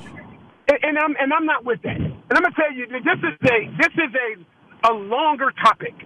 But we're in a place now where we're giving guys whatever they want. And this is why coaching is so difficult in the NBA today. Because the moment I do something that you don't like, I don't challenge a call that you think I should challenge. Right? I hold you accountable. All these different things that championship coaches are supposed to do. I can tell you the one thing Tibbs didn't do. Like, we can question every coach. But in this game that you're referencing, Tibbs didn't take a shot. He didn't turn the ball over. Everything now comes back to coaches. But here's the other thing, too, and I hear you, but when they make shots and they beat Boston, he got credit.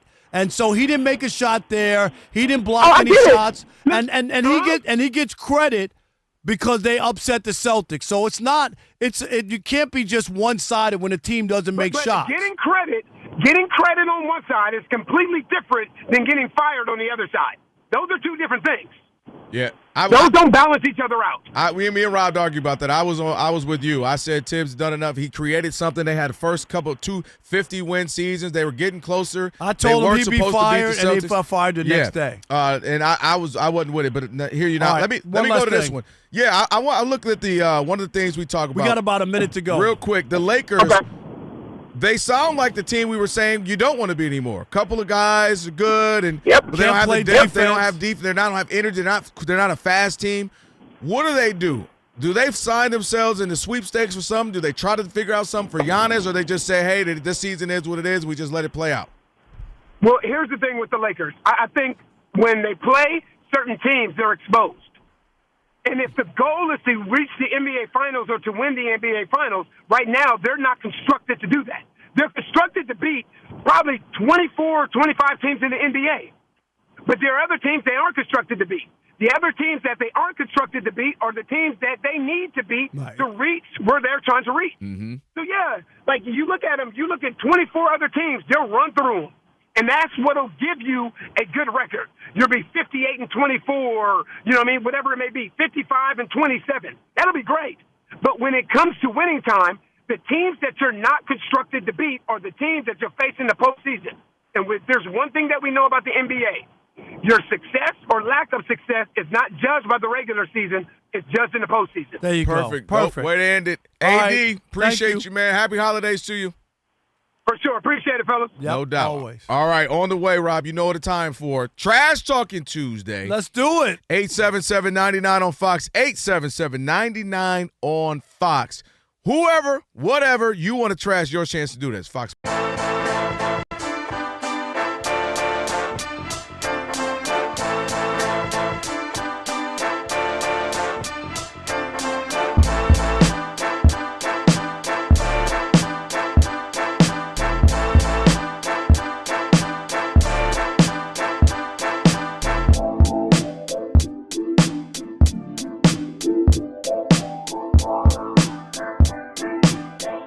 Oh, man, we had another Thunder blowout last night. They're now 25-1, Rob. Tying the Warriors. Obviously, the Warriors set that record some years ago, and they're on track to do that. Some people think they might actually beat them. I'm inclined to actually think they may just do that, considering how good they are, and they haven't even played their best basketball yet. They haven't even had their full unit. It's like this guy's out. Okay, that guy's all right. J-Dub ain't even played in weeks. Okay, he's back. Well, SGA have a night off. Like, I don't even know what they're going to look like when they're fully locked in. We're in December. The NBA season doesn't even start till Christmas Day, we typically say. That's when the season starts. And they already look like a shoo-in. This is absolutely great if you're a high school basketball coach. This is the team you would show your team, hey, guys, before we go out there on this court and practice, I want you to watch this team. They're committed. They're all for one. They play hard-nosed defense. Everybody knows their role. They don't care who gets the start. You know, this guy's in, this guy's out, doesn't matter. They're exactly what you want from a team. But they're not at all what you want from a league. And if you're Adam Silver, this is not great. Rob, I've been covering this league since, I feel like you right now, since when was I about 10, 12 years old? I've been watching this league my whole life, and including Michael Jordan years. I never went into a season, and at this point where you go, oh, it's a shoo-in.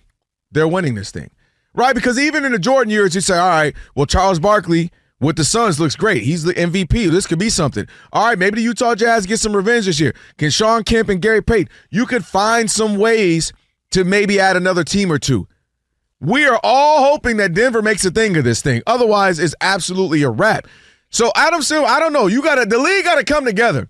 Like a reverse Chris Paul. Remember they said, no, Chris Paul can't go join the Lakers and Kobe Bryant? They need to do like a reverse of that and absolutely send somebody somewhere. Giannis got to come with Luka and LeBron or go to another team, form up with Wemby. Because this is not good for business. It's great for them. It's great for Sam Presti. It's great for the Thunder. But this is bad for basketball in an entertainment sense. It's a shoo-in. Every single basketball fan I talk to is like, yo, is anybody even have a shot? They're blowing everybody out 20, 30, 40 points. And I've never seen anything like this, and it's not great. You need villains. You need rivalries. You need beef. You need something that makes it compelling. The Thunder are the best team by far, and there's nothing compelling about them, and it's a compliment in that they're such a great team, but you need some entertainment value. And Adam Silver, I don't know, like I said, he's going to have to pull something off, whisper to somebody, hey, I need y'all to make a trade. Put somebody else somewhere with something, because this ain't, Rob, I've never seen this, where it's such a shoe and a lock-in, unless SGA, I don't even want to say it, but like a bad injury where he's out for the season. Other than that, they could lose another star and still be okay. So this is just, I've never been here where in December 10th, 11th, I'm already ready to throw the towel in on the season. The OKC Thunder are the worst basketball team for the NBA. They are worse than even the Harlem Globetrotters. They're a bad version of the Harlem Globetrotters. You know they used to win all the time. Mm-hmm. They always beat the Generals. Washington Generals. The difference is we knew the routine. We knew the script. They were supposed to win. OKC does absolutely zero for the NBA because there's no competition. It ain't about beefs and all that. It's about competition. Who's watching a game that's 40 or 30 or 40 or 50 points? Nobody in their right mind is going to watch that. So the NBA doesn't get any juice from them winning, and it's exciting, and oh my God, they made another three-pointer at the buzzer. These games are done at half. So people are looking for Golden Girls reruns. So that doesn't work. They're a small market to begin with. There's nothing here to like. It's as bad as it gets for the NBA. And everybody who thinks that winning all the time is great, let me give you a history lesson. The Celtics, during their run, when they won 8 championships in a row in the 50s and 60s and all that, guess whose attendance dipped during that run? Go look at the 60-61 season. Their tickets, you thought they had won 2 in a row, back-to-back, and they were going for their 3rd title en route to 8 in a row. Mm-hmm. People stopped going. Didn't buy tickets. I saw it.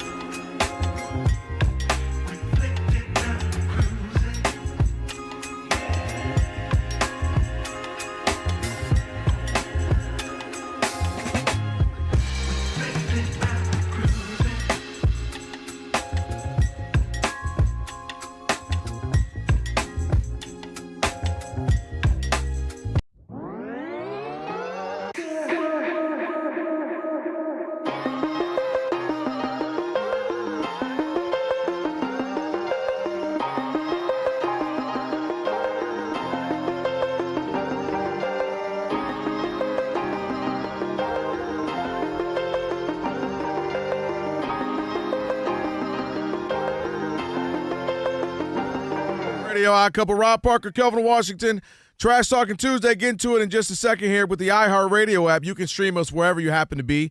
You can catch us and all of our Fox Sports Radio shows live 24/7 in the new and improved iHeartRadio app.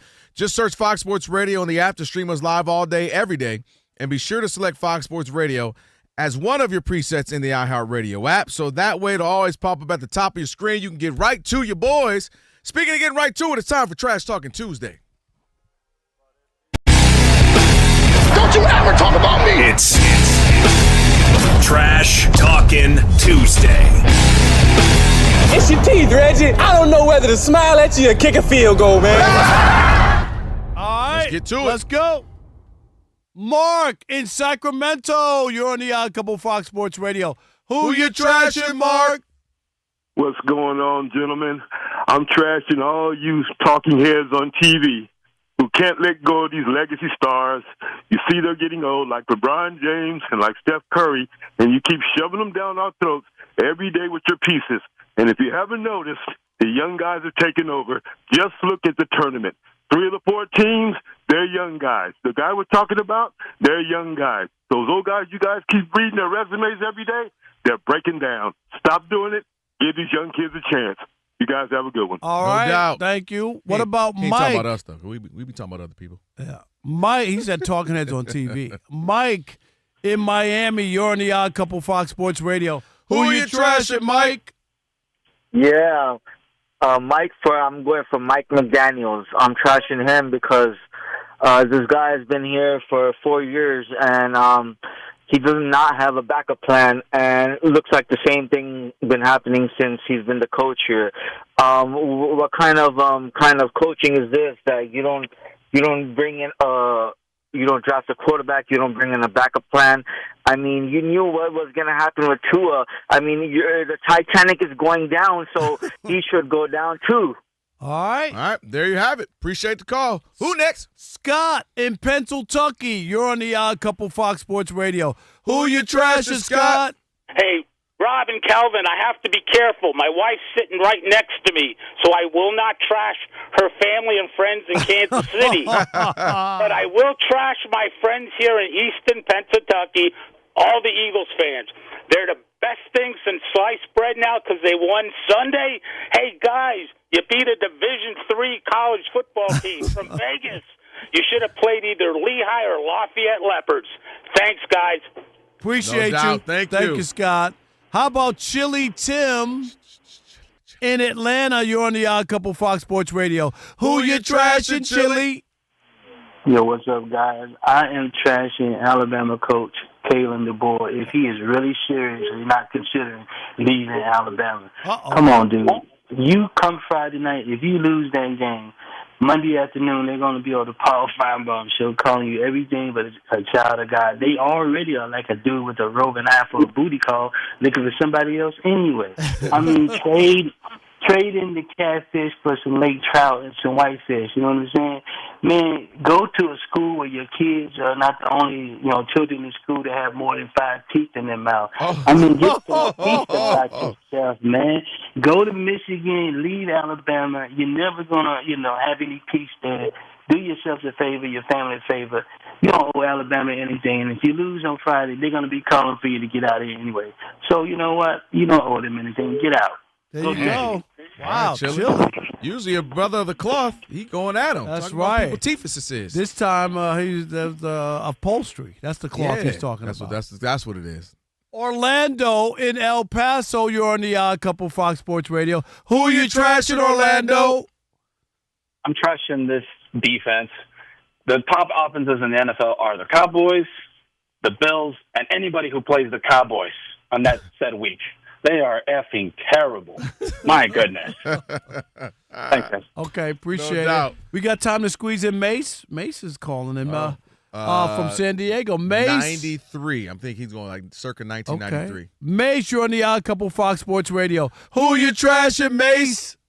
Anthony Joshua. For agreeing to fight the Pendejo, Jake Paul in their stupid circus match. Jake Paul's making a mockery of boxing. You're playing a hand in destroying the sport. If you lose to this imbecile, it's just more indication that Jake Paul's paying people to lose these fights.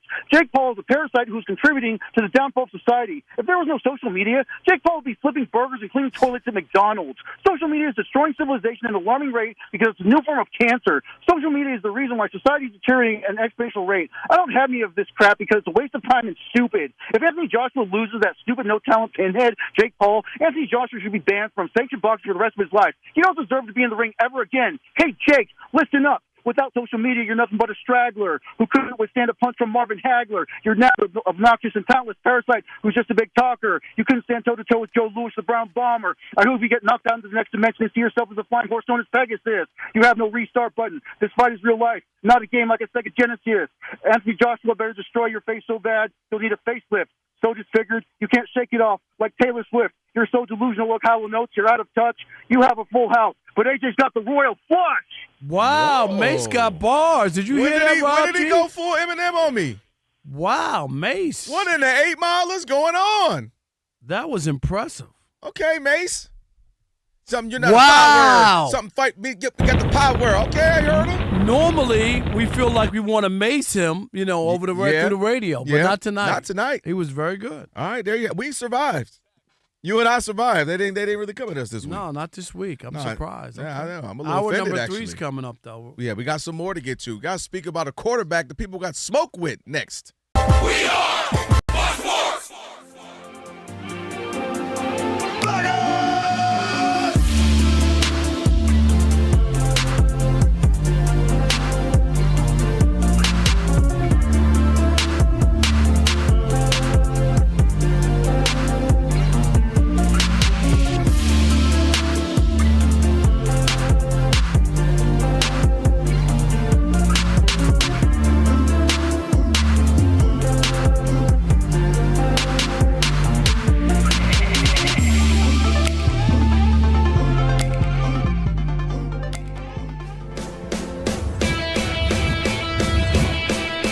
Wake up, it's two pros and a cup of Joe, Fox Sports Radio. You ready? Yes. I'm Colin Cowherd. This is The Herd. You are listening to The Dan Patrick Show. It's the odd couple. You know what time it is. Let's get it. Fox Sports Radio. Bigger, bolder, and better than anyone in the game.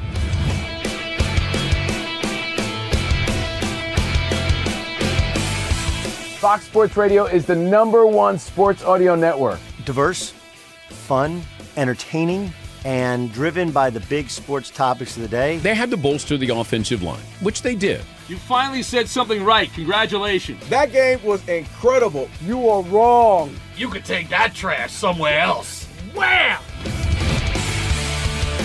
We have a very special connection with our audience, our listeners. People feel that friendship. And I appreciate y'all, so I love it. It's all for you. Thank you. I'm your favorite fan. Thank you. Love you. You're very talented. You're the best. Thanks for taking my call. Sure. Great show. Thank you, Jim. You sound like Joe Pesci. How am I funny to you? I can't help but notice that the W-2s for the quarterback look a lot higher. That's because we're worth it. You gotta be kidding. He never was an elite quarterback. This team is unstoppable. He made the right call. You know that's right. LeBron James is a legend. No, he's not. He complains all the time. You say Brady's the greatest quarterback of all time, but Eli Manning beat him twice. Wrong.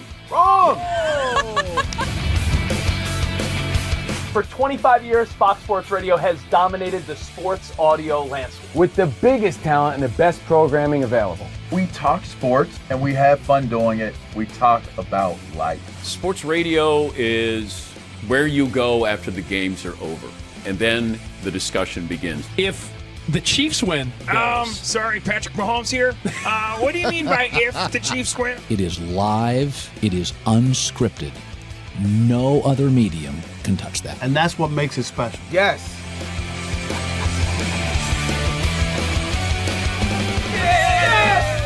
Who wants some?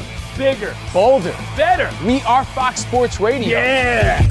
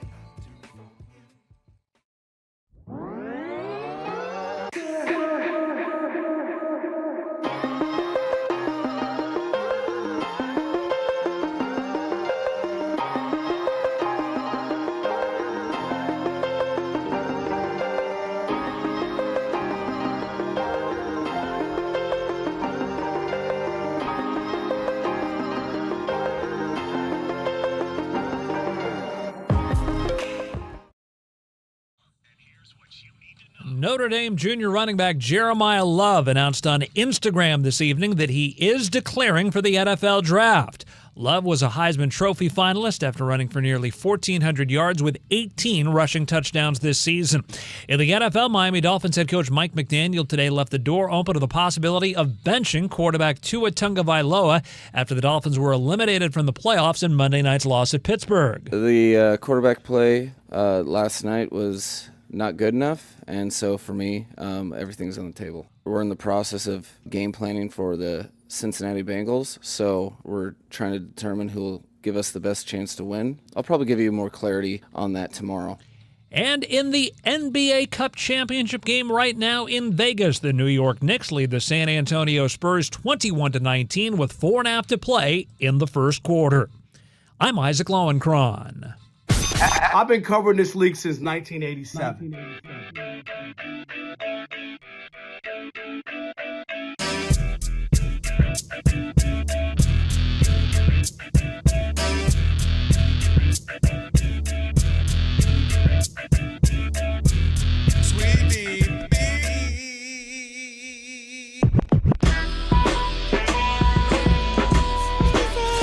Can this sports writer and this sports fan share a radio show without driving each other crazy? Now, live from the Fox Sports Radio studios, here's Fox Sports Radio's Odd Couple, Rob Parker and Kelvin Washington.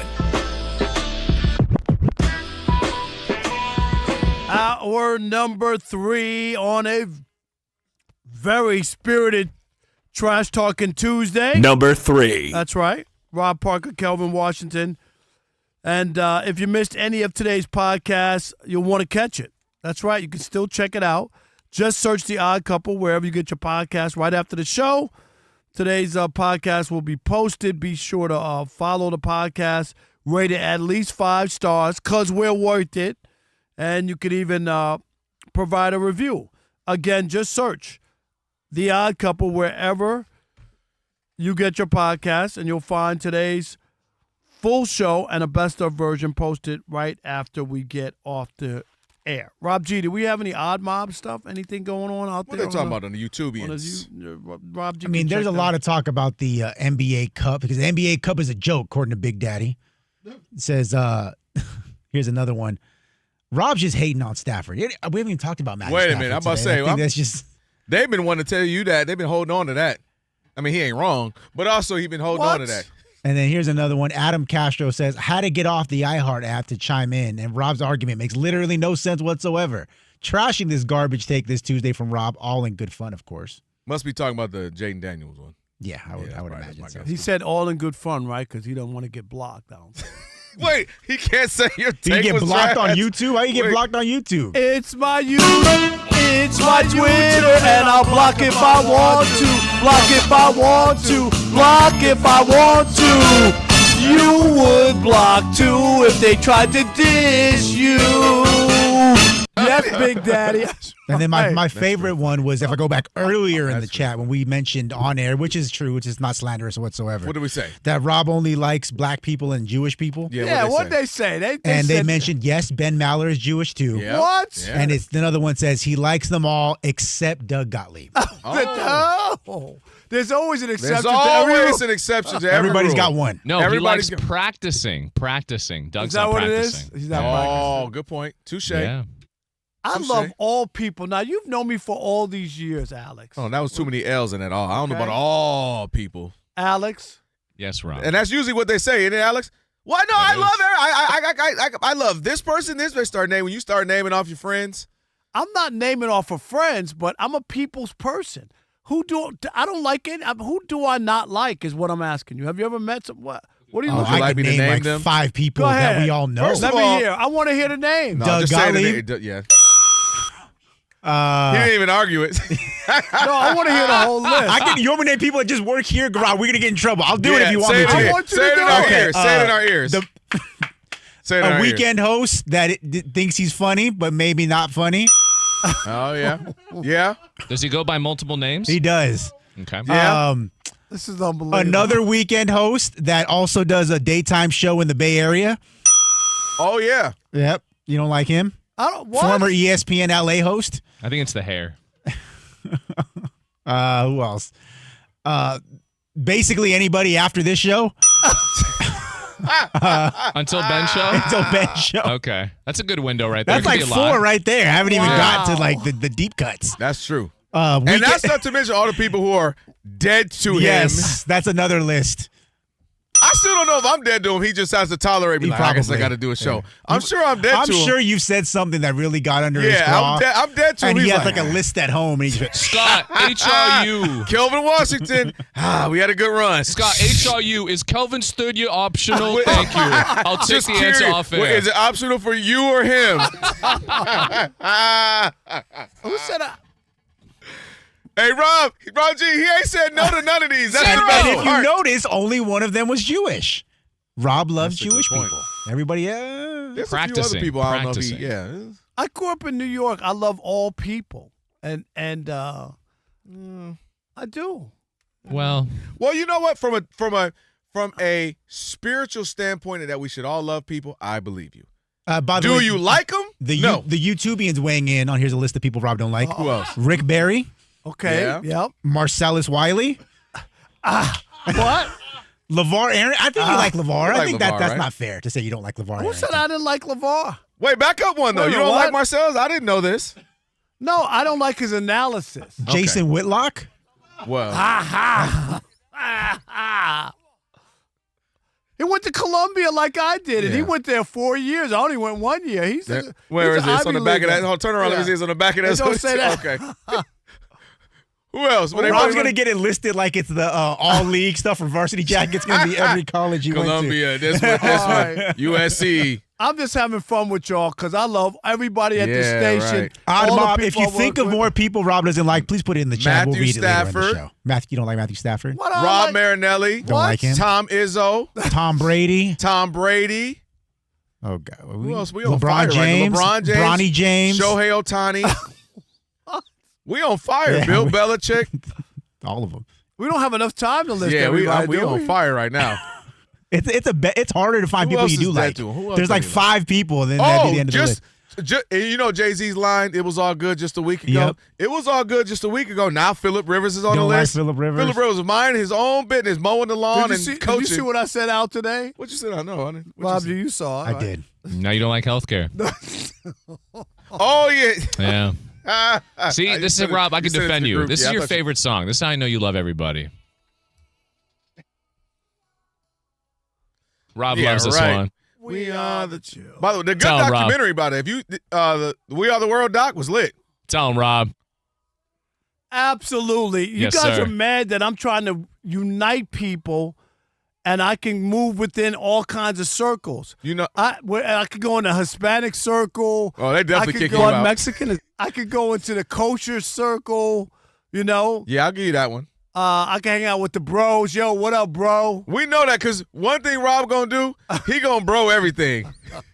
You go MLB, bro. You go Fox, bro. You go haircut, bro. Barbershop, bro. Don't forget you did the voice work for. They wasn't supposed to tell people that. Oh, now it makes sense. Rob G, that man called me. I ain't hear from him in 10 years. Yeah. That man ain't called me in 10 years. Hey, what's up? Hey, how you doing? Hey, I need you to. HRU. Hey, HRU. I was like, oh, man, Rob, do you think he texted the wrong person? What's up? Hey, man, you have such a wonderful velvety voice. Can you voice this for me? All right, can I say what it was? Yeah, you can say it. Okay. Fox Bro, because you need to know. When you need to get your Fox hits. For the brothers, not the others. He was like, yeah, can you put a little more other than the brother? You know what I'm so mad crying. about, though? What? I don't have that. Wait, what do you mean? Well, I'm sure I send it, so maybe No, it's no, when no. I sent emails. I don't have but I don't have the pilot. I don't know What happened? I don't know. Cannot find it. It really bothers me that because I don't lose stuff. Yeah, but for right. whatever reason. Oh, we know. For whatever reason, I know I have all the stuff. Shoot, I All thought right. I was at FedEx, Alex. I found this on the bathroom toilet. Kinko's. Alex, That's I thought I was right. at Kinko's. He took the letter and forgot the tape. He's like, I knew I Yeah, left he something did. there, but I got the important stuff. I got the letter. Dear Rob. Rob, do you have like a little box of extra stuff in case Little? the TP runs out and you're just looking through stuff and just like, maybe I could use Well, this I one? moved and I'm just like I'm going through stuff. Well, really, Alex, I've been using cards. You know what I'm saying? Old birthday. Rob Parker's struggling. Yes. Yeah. My It's a man hard went time. from a 2-bedroom penthouse to a studio I mean, on the look, bottom floor. you can't even get a haircut right now. He had a sports Can't get a car, haircut. all Big exclusive. Now he's over here driving a station wagon. Struggling. Taking up 2 lanes. I can't even park Hey, next Rob, to you no more. You know what's interesting? I don't see you leave the studio anymore. You sleeping here? I know there's a That's couch a in the good back. point. You okay? I go left to walk out. You always go right. What's over in that right corner? Yeah, your car has a lot of cobwebs right now on it. Okay. Has it been driving? Odd Mob, more people Rob Parker hates. Anything from Detroit. Yeah. Santa Claus. What are you talking about? Except your barbershop in your house. VJ Big Vanilla was listed twice. Wait, why is this universally known? Wait, Vanilla? Yes. I'm not being. What are you talking Big Husky? about? Jason McIntyre? Colin? Damn, Rob. Colin? I was just kidding. It was list like 5. Now we're up to 17. Ah! Does Rob like me? Steve you're Sager? in. You You're don't in like there. Steve? Yeah. Oh. Gentlemen, Isaac, I never thought an S would come between Ilo's us. shocked right now. He's like, I figured the rest of those, but Steve? There is a dead to me list. Ilo, That- just be careful of RBIs. Don't say it. Oh, he's Oh, one of Lord. these people who say you have to say RBI. You know Oh, what? Lord. I'll tell you, Radio Flanders is right about that. Oh, Radio Flanders? Yeah! Yo, Ilo, you were here with me. You just went to here with me. Radio Flanders is crazy. Oh man. I'm just saying. That was the best segment. All right, we Okay. go commercial. We go to commercial. No, I we got. ain't got nothing to say now. What? You done? That was great. Okay. $877.99 off Fox. If you got anybody else to add to the list, Yeah. or you got a barber in the valley who will cut Rob, would you take a free haircut? Yeah, I would. You know how I many don't listeners pay. we got in L.A.? I got my bar. I'm going Friday. My man Daryl got me. Wait, set up. Friday? Friday. It's only Tuesday, bro. Is that right? It's today Tuesday. Yeah, you got a long rest of the week, man. I need to put a hat on. Nah, if you 877-99 No, Fox. I If you got want- a barber in the valley, No, you can go to him again next week. I'm saying seriously. Do you really think I'm that guy that hates people? Seriously, you've been listening to this show for 8 years. I don't know how to answer this, Propsy. How do we answer this? Well, Alex, yes, Rob. the connection we have, we're like blood brothers. You two, yeah, I'll give you that. Okay, We are. I'll give you that. I'm not even Everybody sure you like else, Rob G. Rob G and I, we're cool. Are you kidding? Yeah, but I'm also on the dead to me list. You are on the dead You are. list. You are. I'm still iffy. I might be. You for sure are. Elijah's my guy. You Nah, know I'll give you that. We I got like people Elijah. who come on the show semi-regular that Rob don't like. I wasn't gonna say no names, But they feeling time, Rob. I get it. We'll just get it on. It's fine. I'm still. I think somebody might be on the dead to me list. No, that should be a real topic. Okay. 877-99 on Fox.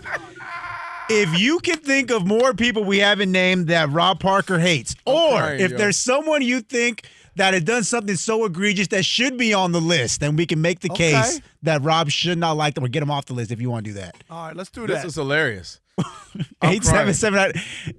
It is the odd couple. Rob Parker, Kelvin Washington. Look at. Stick and stay. Unless you piss me off in the U.S. of A.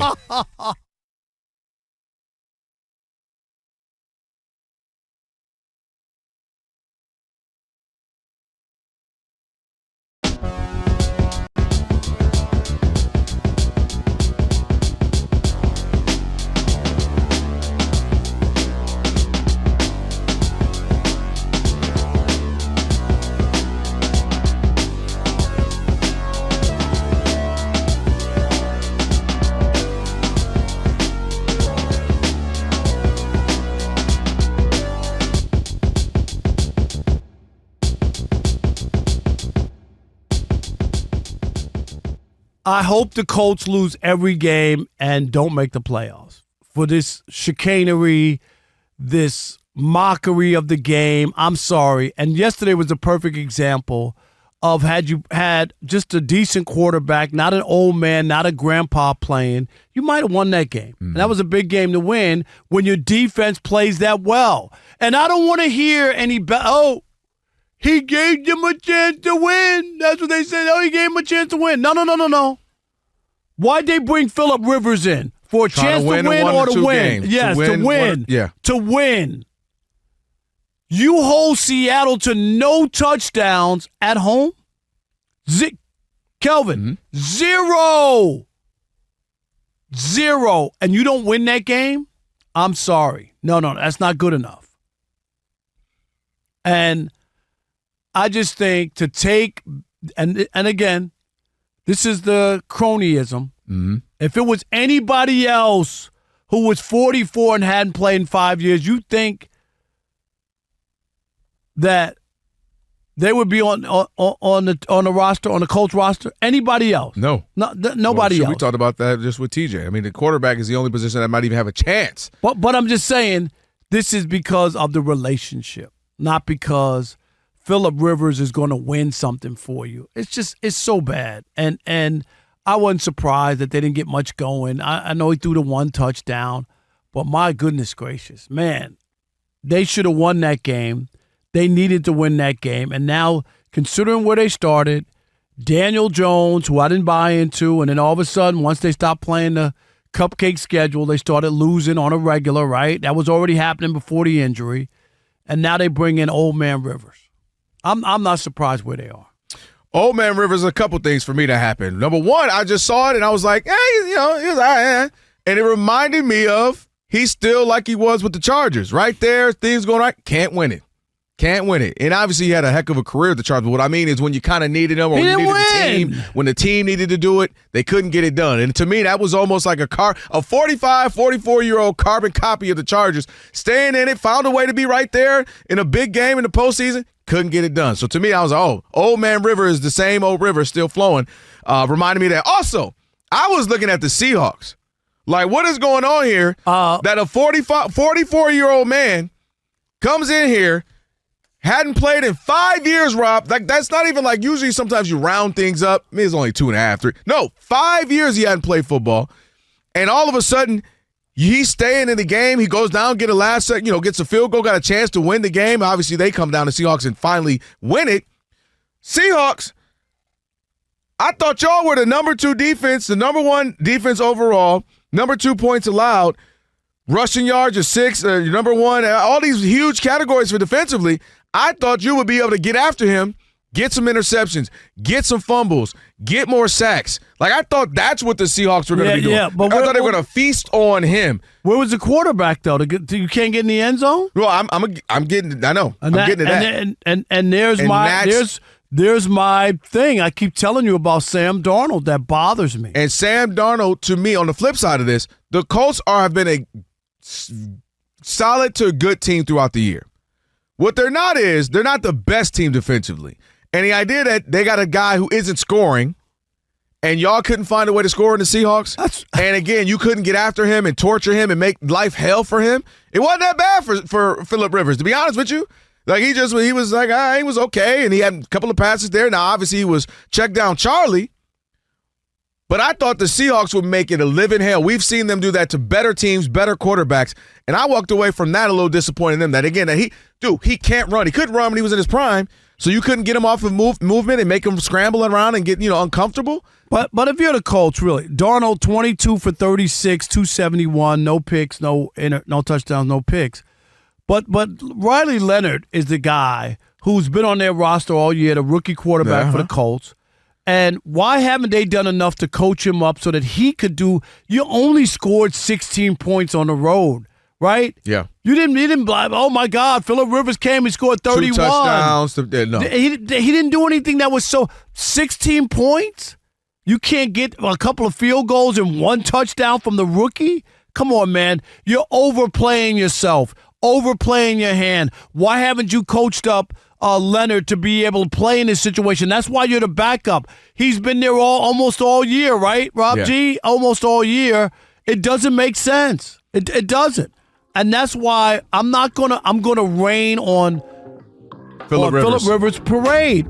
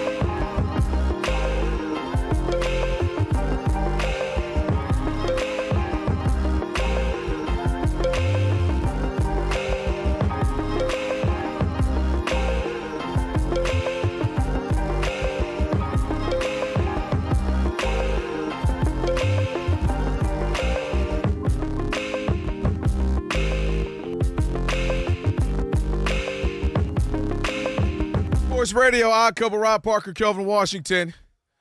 On a Trash Talking Tuesday. Good one as always, last hour. Check out the YouTube channel. All you got to do is search Odd Couple FSR. We'll be on YouTube. You can find us there. Reach out by subscribing, liking, sharing, commenting, all that good stuff. Rob G always reads some of the comments, so it's a good time on the YouTube. Join the Odd Mob Never any there. of the good ones for me. There are a lot of good ones. Just read some the other day.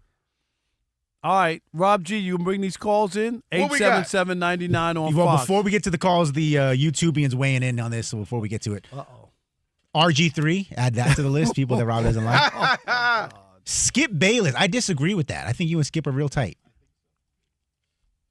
Coach Prime. Coach Prime. I mean, yeah, if you hate his son, then you hate him. I don't hate his son. Okay, Shador. Then Shador, there's one. Okay. If you hate his son, you hate the dad. It's like you can't It's get to on the site, father. both of you y'all. can't get to the father without the son. It's biblical. Bill Belichick, we already mentioned. Yeah, we do know that one. Justin Cooper. Do you even know Justin No, Cooper? who? That's I Ben don't know Maller's that. producer. Oh, no. You're just trying to get closer to Aaron. We get it. That was funny. I'm going to see Aaron on Saturday. I mean, Whoa, Aaron whoa, and Ben. See? Aaron and Draymond Ben. Green was added to the list. Okay. Okay. The entire NFL Players Union.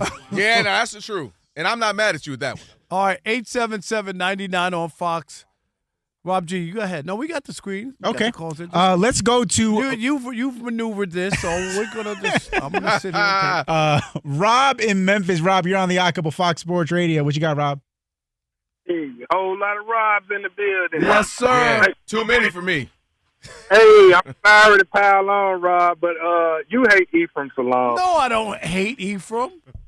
I remember a few weeks ago he made a divorce joke, and you were mad as hell and wanted them to hang up in his face. I mean, that is what happened. Oh, yeah. Yeah, but He's y'all on made the a show point. now. I was shocked. I was like, I thought you were the divorce joke guy, but he was like, no, I'm serious. Hang up on him right now. Do I sound like that, Rob? That day you did. I did? Yeah, you did. Okay. I'm sorry. All right. Wow. Thanks for calling. I We think He appreciate just it. said you're a divorce joke guy. Yeah, You that's weren't. really funny. I think he Lazarus from the dead to me. I think he's back. He back. Yeah, he's back. I mean, he's on the list, but it's like erased. But you Yeah, can you still bring can it still back read if the you name want. a little Yeah. bit, but You can see it. Is that Ephraim? All right, let's keep it moving. Don in the UP. Don, you're on the Odd Couple Fox Sports Radio. What you got, Don? Yo, what's up, Rob and Kelvin? Yo, How are you? Yo, doing good. I know you hate Dan Campbell, Tom Brady, Yeah. Kobe, LeBron. What, you hate Kobe? Shohei, Yes. Ohtani, and Yeah. then basically every black quarterback that's ever played. Except Lamar. Except Lamar. And now except for Caleb. Lamar. And that golden girl with the huge cans that you couldn't hit up on the cruise when you went. So Allegedly. That's Rose. Jamie.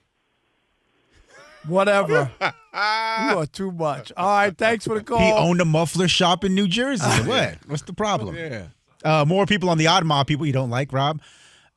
Nick Wrong. Brady Quinn. Okay. What? Brady. Brady Quinn. Steph Curry. When Yeah, does Steph. Brady Quinn get on the list? Yeah, I feel like Brady what Quinn could he does have not done? get on the list. Yeah, how Stop can you that. not like Adam Brady? Silver. Okay. I feel like he was cool, and now all of a sudden now you don't like. You don't Trey Wingo. That would be a shocker to me. I think you they like just Trey. We had a blow up. Yeah, but you that weren't wasn't. here, Rob G, for that one. I don't think. No. Right? Oh, they had a Yeah, blow it up. was. Yeah, it was. Oh, yeah. But that's happened a few times, so it's not a big deal. And I was right. He was wrong. It was about the Chiefs. And then this one's flat out right. Jonas Knox. No, we love Jonas Knox. Oh, that's your guy. Yeah. I just don't watch that show on Sunday anymore. But go ahead. 877-99 on Fox. Somebody All right, does love you too, though. By the way. Let's keep it moving. Andre in Massachusetts, you're on the Odd Couple Fox Dre. Sports Radio. Who does Rob hate? Dre knows I love everybody, Dre. Come on, Well, man. let's hear what he got to say. What's going on? Thanks for taking the call. One person that has to be added to the hit list is Robert Kraft. In terms of what he's doing with the Tom Brady coronation, the huge statue out in front of Gillette Stadium, and all the events that he's doing to commemorate Tom Brady and make sure that his legend never dies, he has to be forefront in the Rob Parker hit list. Also, his antics when he was down there in the massage park. Well, that's the And video I want to see, Dre. Yeah, and I somehow still want all to see y'all that wanna- I'm video. the only one who doesn't No, wanna Rob see it. G and I, we're alike here. We want to Don't see tell the me it video. exists if I can't watch it. I want to watch Alex it. does too. I don't know what's wrong with you. Alex, you don't want to see Robert Kraft? No, he does want On to the see strip it. mall? He does. He's Oh. in. Okay. He's locked in right now. I don't know. If they hadn't brought it up, I wouldn't want to see it. But now that I know it's out there, now I just gotta like see old it. people. Yes, that's true. All right, we got one more. All right, we got more. Rob in the Coachella Valley. You're on the Odd Couple Fox Sports Radio. What you got, Rob? Hey, guys. I just made sure that my radio was turned down. I didn't want Thank to get you. Smart man. That's right. Perry Mason would be happy. That's very nice to talk to you, Rob and Kelvin. Thank you. Appreciate you, brother. Been a long time listener. I really enjoy your show. Thank you. We appreciate that. That means a lot. It for does. sure. We never take that for granted. Thank you. But Rob, with that being said, somebody that you don't like, or maybe it's that he doesn't like you, but it has to do with that Sunday night show. At least that's what I'm assuming. But Fred Rogan, because he used to be, he used to fill in every so often, and he's been left off of the rotation ever since you. Wait a minute. Who is this? Here's the problem, Rob. This is the insider. This ain't that. Rob. I was gonna say, here's the Who problem. is this? People be listening. They be listening. They know the Where'd show. you get this from? He hung up. See, he had to get out before it got More too hot. people on the YouTubians added to the list here. Was that Bo covering up his voice? It Who might was have that? been. Patrick Mahomes. You don't like him?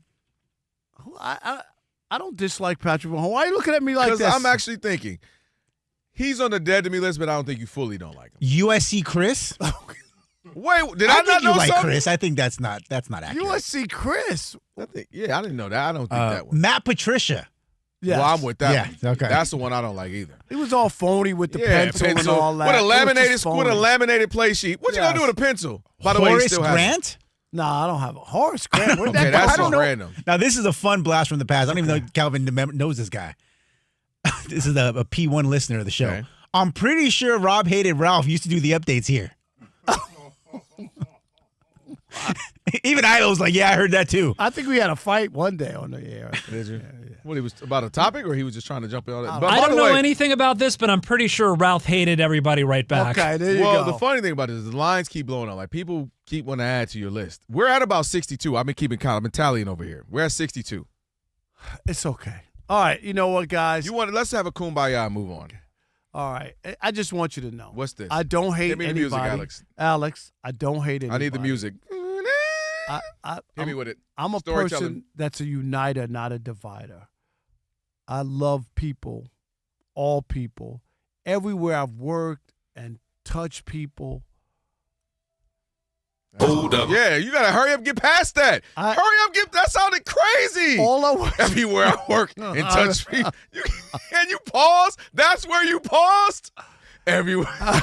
Just go to trending. Go to trending. I love saying this. I love. And everywhere I work. I never had a case. What are you talking about? Well, I don't want you to get one. Hurry up, get to the next line. All right. All I was going to say was I've worked a lot of places, going on 40 years in the business. Oh, jeez. You literally paused there. That's where you paused, Rob. This is the greatest half hour ever. You guys are just taking my whole existence out of context. Okay. I love all people. Mm-hmm. Rob G is offended because I'm cool with the chosen people. Okay. And Rob G's mad because I don't love Mexican food. It doesn't mean I don't love the Mexican people. Blood Mexican? I love. I mean, but you do live in L.A. and not liking Mexican I'm food. sorry. That's kind of crazy. The tacos don't fill me up. I don't like Chinese got burritos. food. Does that mean that all of a sudden I don't like Chinese Racist. people? What? Nice. Racist. Because Chinese food doesn't fill me up. I'm still I mean, after it's I a have little- a Chinese food meal, I got to go to KFC to fill up after that. That's so much right there What? that just happened. Number one, you don't like Chinese food, but you're from New York. And then you had to keep the stereotype alive. Now you're just going to KFC. What? It just gets worse and worse. You Okay. keep digging All this right, hole. I'm done. Oh, God. You paused there. All right. What we got coming up? Oh, some big news in the boxing world. We'll get to that. But right now, we're checking in with Ilo, who at least is not on the list. And to be honest, I'm a little offended that I'm not on the list the way that this is going. I know we did a Chargers. We did many Chargers broadcasts at that place down in Hermosa Beach. Exactly. Back in the day. We worked fine together. We work really good together. I'm actually kind of disappointed now. I really feel left out. Stop being likable. Don't worry about it. Yeah, you listen. When baseball season rolls back around, all you got to do is cross me, and you'll be dead to me too. I'm going to try to find a way to antagonize you. I think that would be good for my brand. You'll find it. Anyway, speaking of building one's brand, Notre Dame junior running back Jeremiah Love announced on Instagram this evening that he is declaring for the NFL Draft. Love was a Heisman Trophy finalist after running for nearly 1,400 yards with 18 rushing touchdowns this season. In the NFL, Miami Dolphins head coach Mike McDaniel today left the door open to the possibility of benching quarterback Tua Tagovailoa after the Dolphins were eliminated from playoff contention in Monday night's loss at Pittsburgh. Elsewhere, not tonight, honey. The NBA Cup championship game is on, said no one. But for what it's worth, right now the San Antonio Spurs have a 50-43 lead over the New York Knicks with 5:22 left to play in the second quarter. The Knicks being led by OG Anunoby, who's got 16 points on 6 out of 8 shooting from the field. Spurs being led by De'Aaron Fox's 14. Victor Wembanyama did not start this game, has played 9 minutes with 4 points and 3 rebounds. Finally, I hate to bring this up, Rob and Kelvin, but forgive me, because I'm uninitiated. What was this about Rob and one of the Golden Girls on a cruise back in the day? I hadn't heard this story. No comment. Listen. There's got to be a comment. I can't let my man, I want to put my man's business out there. Okay. I'm just saying. Isaac, it's all good. I went on the Golden Girls cruise, and they're all mad, and they always got these crazy stories. Listen, Ilo, I'm just going to say this. That's all. Alex and Rob G pulled up the flyer. Stop it. And that's all I'm going to say was that. Would you stop? It was interesting. I mean, I don't think there's any shame in being a fan of one of the iconic all-time best sitcoms. No, Ilo, this is what we're going to do, Ilo. Top 5. I've told Rob and Kelvin already, full disclosure, that when the definitive Odd Couple book comes out, I'm going to be the anonymous source. Okay. So do not... I'm telling you right now, this is what happened. Rob Parker went on a gay cruise. It was not. And tight pants. But he didn't know it, though. Tighter pants. So all of the photographs are men dressed up in drag as the Golden Girls cruise. And he met a person by the name of Bobby with an eye. Jamie with an eye. And would you stop? Rob G. Billy. This person allegedly ran a muffler shop in Newark. And she was a big fan of the show, so Rob really enjoyed the conversation. So this did not involve any of the 4 iconic cast members and you? No. All right. Well, Rob G, can you say? Rob, we saw the flyer, and I'm just going to say. I'm just going to say. What songs were being played at the pool? Thank you for being a friend? No. All right. It was It's Raining Men. That's all I'm saying. Listen, this has been a wild half hour. It'll be great to know if we keep our jobs. Because I can't. You see what's going on in the other room right now? I'm going to pull the plug out of this station if y'all keep talking crazy. Where's the plug in this place? I'm crying. Thank you, Ilo. Appreciate it. It is the Odd Couple. Rob Parker, Kelvin Washington on a absolute crazy trash talking Tuesday. For over 40 years, Tire Rack's been helping customers find the right tires for how, for what, and where they drive. Ship fast and free. Backed by free road hazard protection with convenient installation options like mobile tire installation. They'll even meet you on a cruise. TireRack.com is the way tire buying. The shorter shorts. Should be. Man. I am moist after that. What This is the hour. When you send off your demo or something, this is the hour. This is the Marconi. Yeah, this is the one. Use this one. You guys are all dead to me now. All of you. We've added 4 more people to the list. Oh, my gosh. Who Isaac else? Lowenkron. Yeah, Ilo, you made it. Everybody's dead to me. That's what we are. Man. Kelvin Washington. Oh, man. This was great. And somehow HRU Elijah. Elijah ain't going to make it. Not Elijah. Elijah, what did you do? He could have stopped it at any time, but he left the YouTube going live this entire moment. That's right, Elijah. You should have kicked the plug out. I went in there to kick the plug out of this station. And by the way, Elijah is fully going to make a full video of this.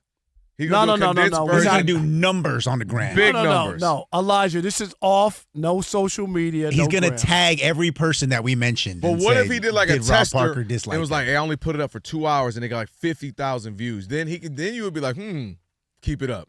Keep it. Let's Keep do it a up weekly there. segment, Let's see Rob if we G. can get to 200,000. All right, real quick, Rob G, some big news in boxing. Kind of strange because, well, there's been beef between Bud Crawford and the officials who run boxing, and now he's made a big announcement. Yeah, he made a big announcement earlier today, right before we went on the show, with regards to his future in the sport of boxing, and that is his future is no longer in place.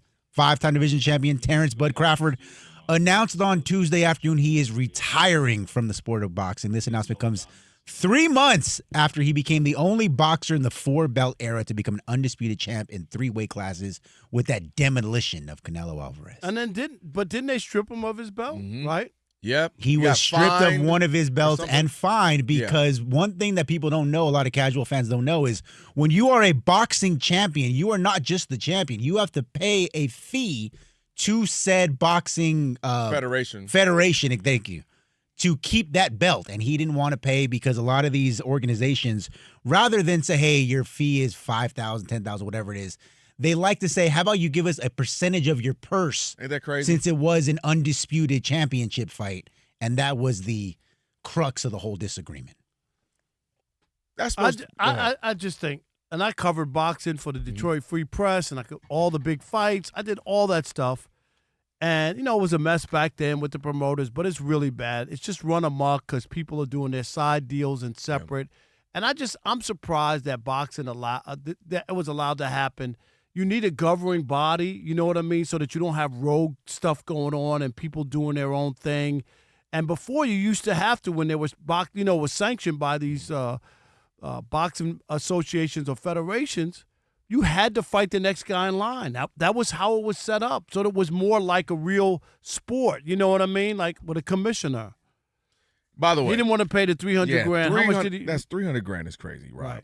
Like, okay, fine. If the flat fee is $25,000, and it's $25,000 for me, for him, for you, for her, for anybody. But he made $1 million, a gazillion dollars, right? Yeah, but what they got? If the fee is the fee is the fee. Like, imagine if you got a speeding ticket and it's supposed to be $300, but they're like, oh, well, you Rob Parker, Kelvin Washington, or whatever. You make it, but hey, it's now $2,000. Like, they can't do that. Here's the disappointing part. No, I don't think he genuinely means he's retired. I think he's trying to do something to scorn them, to penalize them. But the worst part about this, Robs, is that Bud Crawford has been arguably one of the best boxers the last 50 years, and we never saw him fight a lot of great people, a handful, a couple, maybe 2, maybe 3. We saw what he did to him. Errol Spence got beat. No, he ain't been right since. And then, of course, he fights Canelo, dominant performance then. I mean, the guys that he's fought, he's beaten, he's looked great, and we never got to see him because, to your point, Rob, if you're in tennis – and you're best, and it's another solo sport, you just go where the next match is. There's no, well, wait, we're going to put you up against it. Well, this person ain't ready yet. It's who's next in the match, in this tournament? That's who it is. Sharapova and Serena, that's what it is. That's what it used. That's what it was. And boxing used to be the best of the best of the best. You look at the 80s with the 4 kings, Duran, Sugar Ray Leonard, they all Tommy fought Hearns, each other. It was great. Hagler. They fought each other multiple times. They went at it. And so Bud Crawford will be the best that never really got to shine and never really got to make a bunch of money, never got to see him in a bunch of battles, even if he lost, because there could be a double or a triple, a rivalry fights and all that, rematches, trilogy, I was trying to say. That's, to me, was disappointing, Rob G, because you're all into boxing. He is amazing, amazing to see. And the opposite of Floyd, and that Floyd is beyond talented, we know that. But at the last decade, he started to calculate it, fight who I want, fight how I want. Bud was ready to do any style, hand-to-hand, in the middle of the ring, skills, defense, whatever. And we would have got so many more great fights had boxing not had this weird way they've been the last 20-plus years of, well, don't fight him yet. Well, we don't have to fight him. Well, hide this guy. Well, he won't fight him. Well, you're not big enough. And I hate that. I hate that for the sport. And now you see where we are, where the big fight is this week. What is it? Joshua and Jake, whatever. Jake Paul. Now, Dub, you're so right. You can't turn left right now. And just to put a bow in the WBC stripping his belt, they believe that they were doing him a favor because they said he was supposed to pay 3% of his purse. So they said, we'll cut it down to 0.6% because it's, you made $50 million on this fight. So rather than take from you $3 million. We're only going to take $300,000. Right. Whatever. So they think they're doing him a favor. No, here's what you do. You Right. realize, oh, shoot, we might have something going. Let's get to the next Canelo and Bud number 2. Exactly. And just keep this train rolling right now. And your point about Bud not getting the super fights is well taken. And a lot of it goes back to how Rob started this conversation. He beat Sean Porter, friend of the show. Sean's a great fighter, or was a great fighter during his time, right? Knocks him out in 2021. Splits from Top Rank, and then couldn't get a fight again for like 4 years that anybody cared about. He was fighting on free TV, ESPN. You remember? I remember. Canelo's on pay-per-view. Floyd's on pay-per-view. You know, everybody else is getting these big fights, you know, and Ryan Garcia and Tank Davis. And he's fighting on free ESPN, even though he's arguably the best better fighter than all of them in the world, and he couldn't get a big fight until Errol Spence Jr. And the only reason he got that fight is because he said, I'll be the B side. I'll take 20%. You get 80 because I need a big fight in my career. I'm not getting it elsewise. Knocks him into retirement. That's how much of a beatdown it was. And Rob was at that fight. We were all at that fight, right? And has to wait another year because you can't get another big one. Yep. Finally, Canelo relents because the Sheik came in and said, I'll give you the world $300 million to make this fight. And he only got 50. But again, took the B side, took the I'll jump up 2 weight classes to make this fight. No hydration clause. I'll take less money. That's the only way he could get it to show how talented he was. And unfortunately, no one is ever going to really appreciate how great he was because you never got to see him against the other great competitors. And that's the shame. That is the shame. That's a shame because once it's gone, and you can't get that back. And you cheat boxing fans. 100%. You really, really do. So now we got all the Paul brothers shenanigans, man. Yes. All right. Last call on the way. Let's get off this show. 8799 on Fox. 877-99 on Fox. Hit us up. Last call. I'm not sticking around for the last segment. Yes, you are. I'm so. If you don't, you'll be dead. You guys are all dead to me. Fox Sports Radio.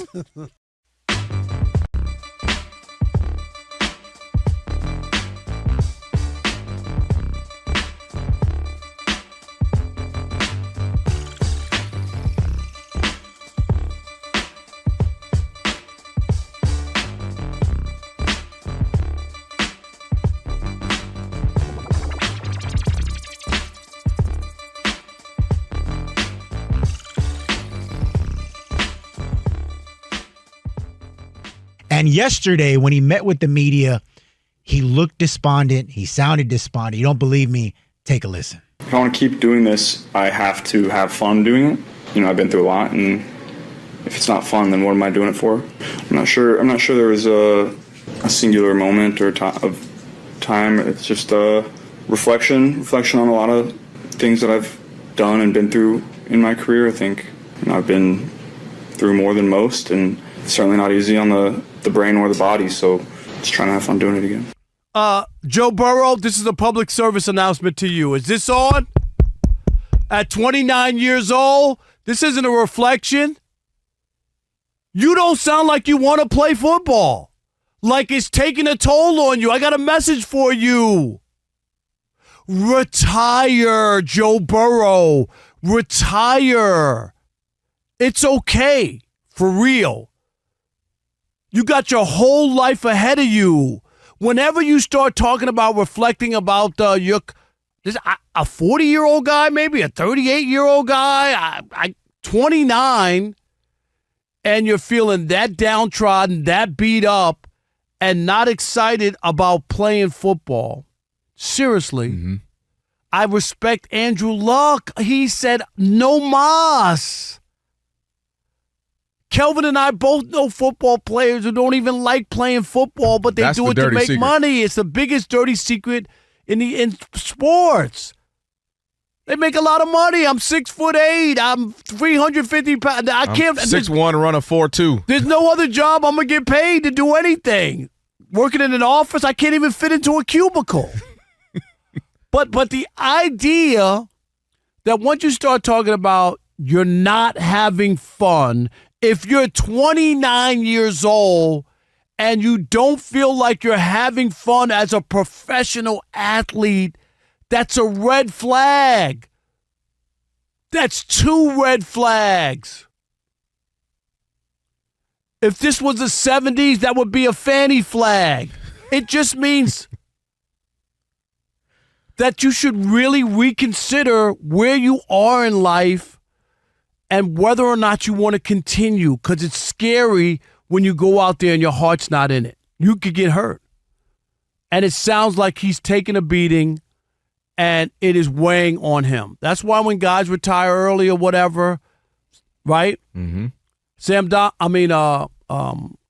am I thinking of with the Rams? Donald. Aaron Donald. Aaron Donald. I'm sorry. I said No, Sam. yeah, Aaron Donald. Aaron Donald. I respect. He won a Super Bowl. He got paid. He's like, I'm good. Thank you. He had years to go. He looks great now. He's happy. He's with his family. I'm good. And Joe Burrow can say whatever he wants. Took the Cincinnati Bengals to the Super Bowl. They didn't win. You can't tell me he wasn't a great quarterback and his numbers and all this other stuff and what he was able to do before he showed up there. They couldn't get to. They couldn't win a playoff game. They were 0-7 in playoff games. So he accomplished something. He didn't win a championship. But if you're not having fun at 29 in the National Football League, I'm telling you, Joe Burrow, retire. So you touched on a couple of things. The first thing that jumped out to me when he was talking about that, Rob, was brain. He said, all this weighs on the brain and the body. Specifically with the brain, that's the mental part. That's the mental part that a lot of the fans don't ever get to see or hear because we look at the physical. Aaron Donald looks like a specimen. Me and Rob G were just talking about that a couple weeks ago because he always posting something on socials of him working out still. People are like, man, come to my team. Come to my team. You're in great shape. It's the mentals.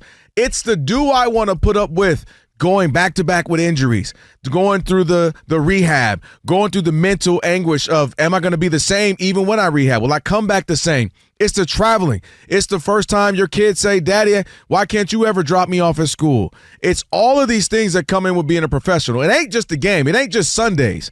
They'd sign up for just Sundays, right?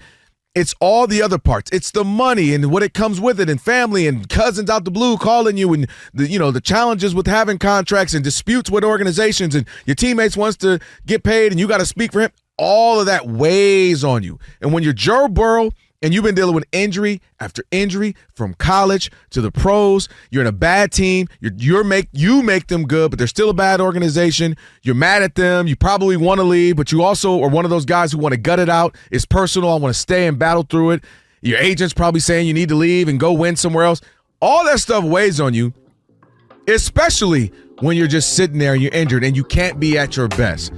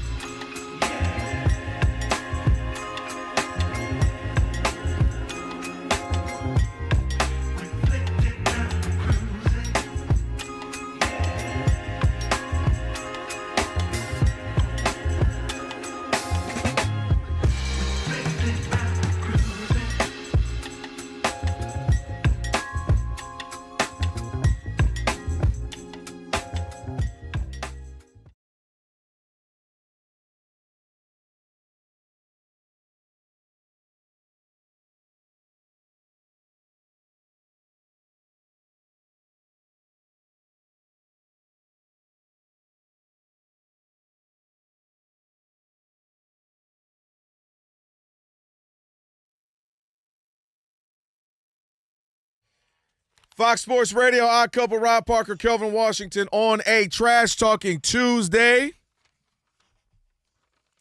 And for over 40 years, Tire Rack's been helping customers find the right tires for how, for what, and where they drive, ship fast and free, backed by free road hazard protection with convenient installation options like mobile tire installation. TireRack.com. It is the way tire buying should be. It's time now for Last Call. This is the Last Call. Last Call.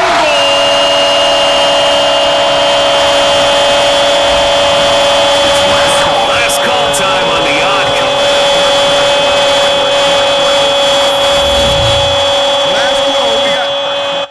All right, Chris from Mississippi, you're on the Odd Couple Fox Sports Radio, and you are the last call. What's up, Chris? Hey, what's going on, fellas? How y'all doing? Doing great.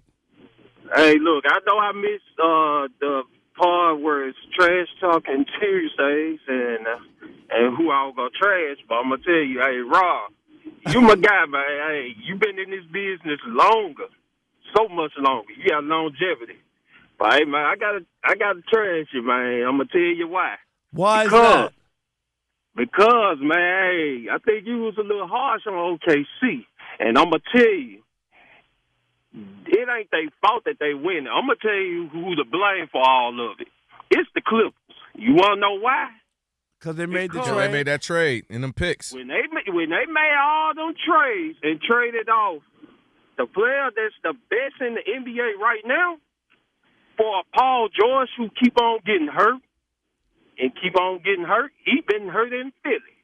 So guess what? You gotta blame the Clippers. You can't blame OKC for that. I'm sorry. All right, I got you, Chris. Hey, OKC, guess what?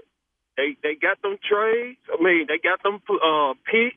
They got Shea. And guess what? They won the NBA championship. And guess what the Clippers have did in the past 6 or 7 years? We got it. Nothing. Send Chris Paul home. We got you. All right, Chris from Mississippi, man. We appreciate you. Thank you, my man. Man, I appreciate y'all. Happy holiday. You too, my man. No doubt. Thank Shout you. out to Natchez, Mississippi. And the only place in Mississippi I ever went to Natchez. You saw this story, Rob G. Did you see this thing pop up? The NBA, of course. What now? Udoka was mad when they lost to Denver the other night and said, that the referees, two of them should be working at McDonald's, and He one, said that for real? Yeah, two should be working at McDonald's, and the other one should have went home with the Joker, but like he had gotten all these calls. Right. And the NBA just announced a big fine. Might even be suspension. Just announced that the NBA said Tuesday officials made 3 incorrect calls in the last 2 minutes of overtime in the Nuggets' 128-125 win. So by 3 points, right? There it is, over the Rockets.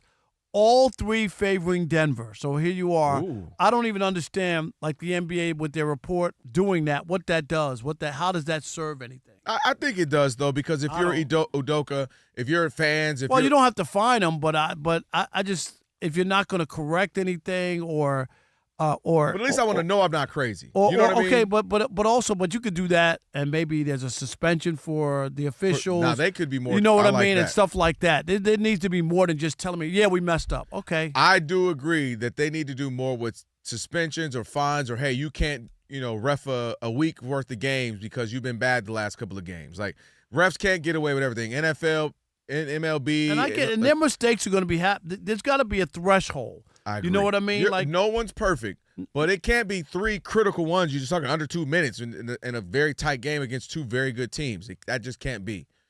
So yeah, that's something I would definitely start to consider if I was in any sports league, because that's what drives people crazy is that the accountability oftentimes is never on the refs. It's always on the players, everybody else, and then I can't say anything about said terrible officiating without getting fined. You know what I mean? They were wrong. They missed a bunch of calls. If I bring it up, I get fined. So hopefully that's why they didn't fine him. But dang, he told one of them, you go home with Joker. Yeah, that's what he said. It was pretty funny. My goodness. All right, I guess we're going to see you tomorrow, right? Yeah, Worship Wednesday coming up tomorrow. Looking forward to that. Maybe I'll show up tomorrow. You'll be here. I'm so you love sick. It. You work hard. Nobody works harder. I never take days. You guys You'll be are here. sick. You loved it. That means a whole hour about you. The Jason Smith Show with Mike Harmon is coming up next. I never miss your radio show. I never hear it, so I never miss it. Did you hear that?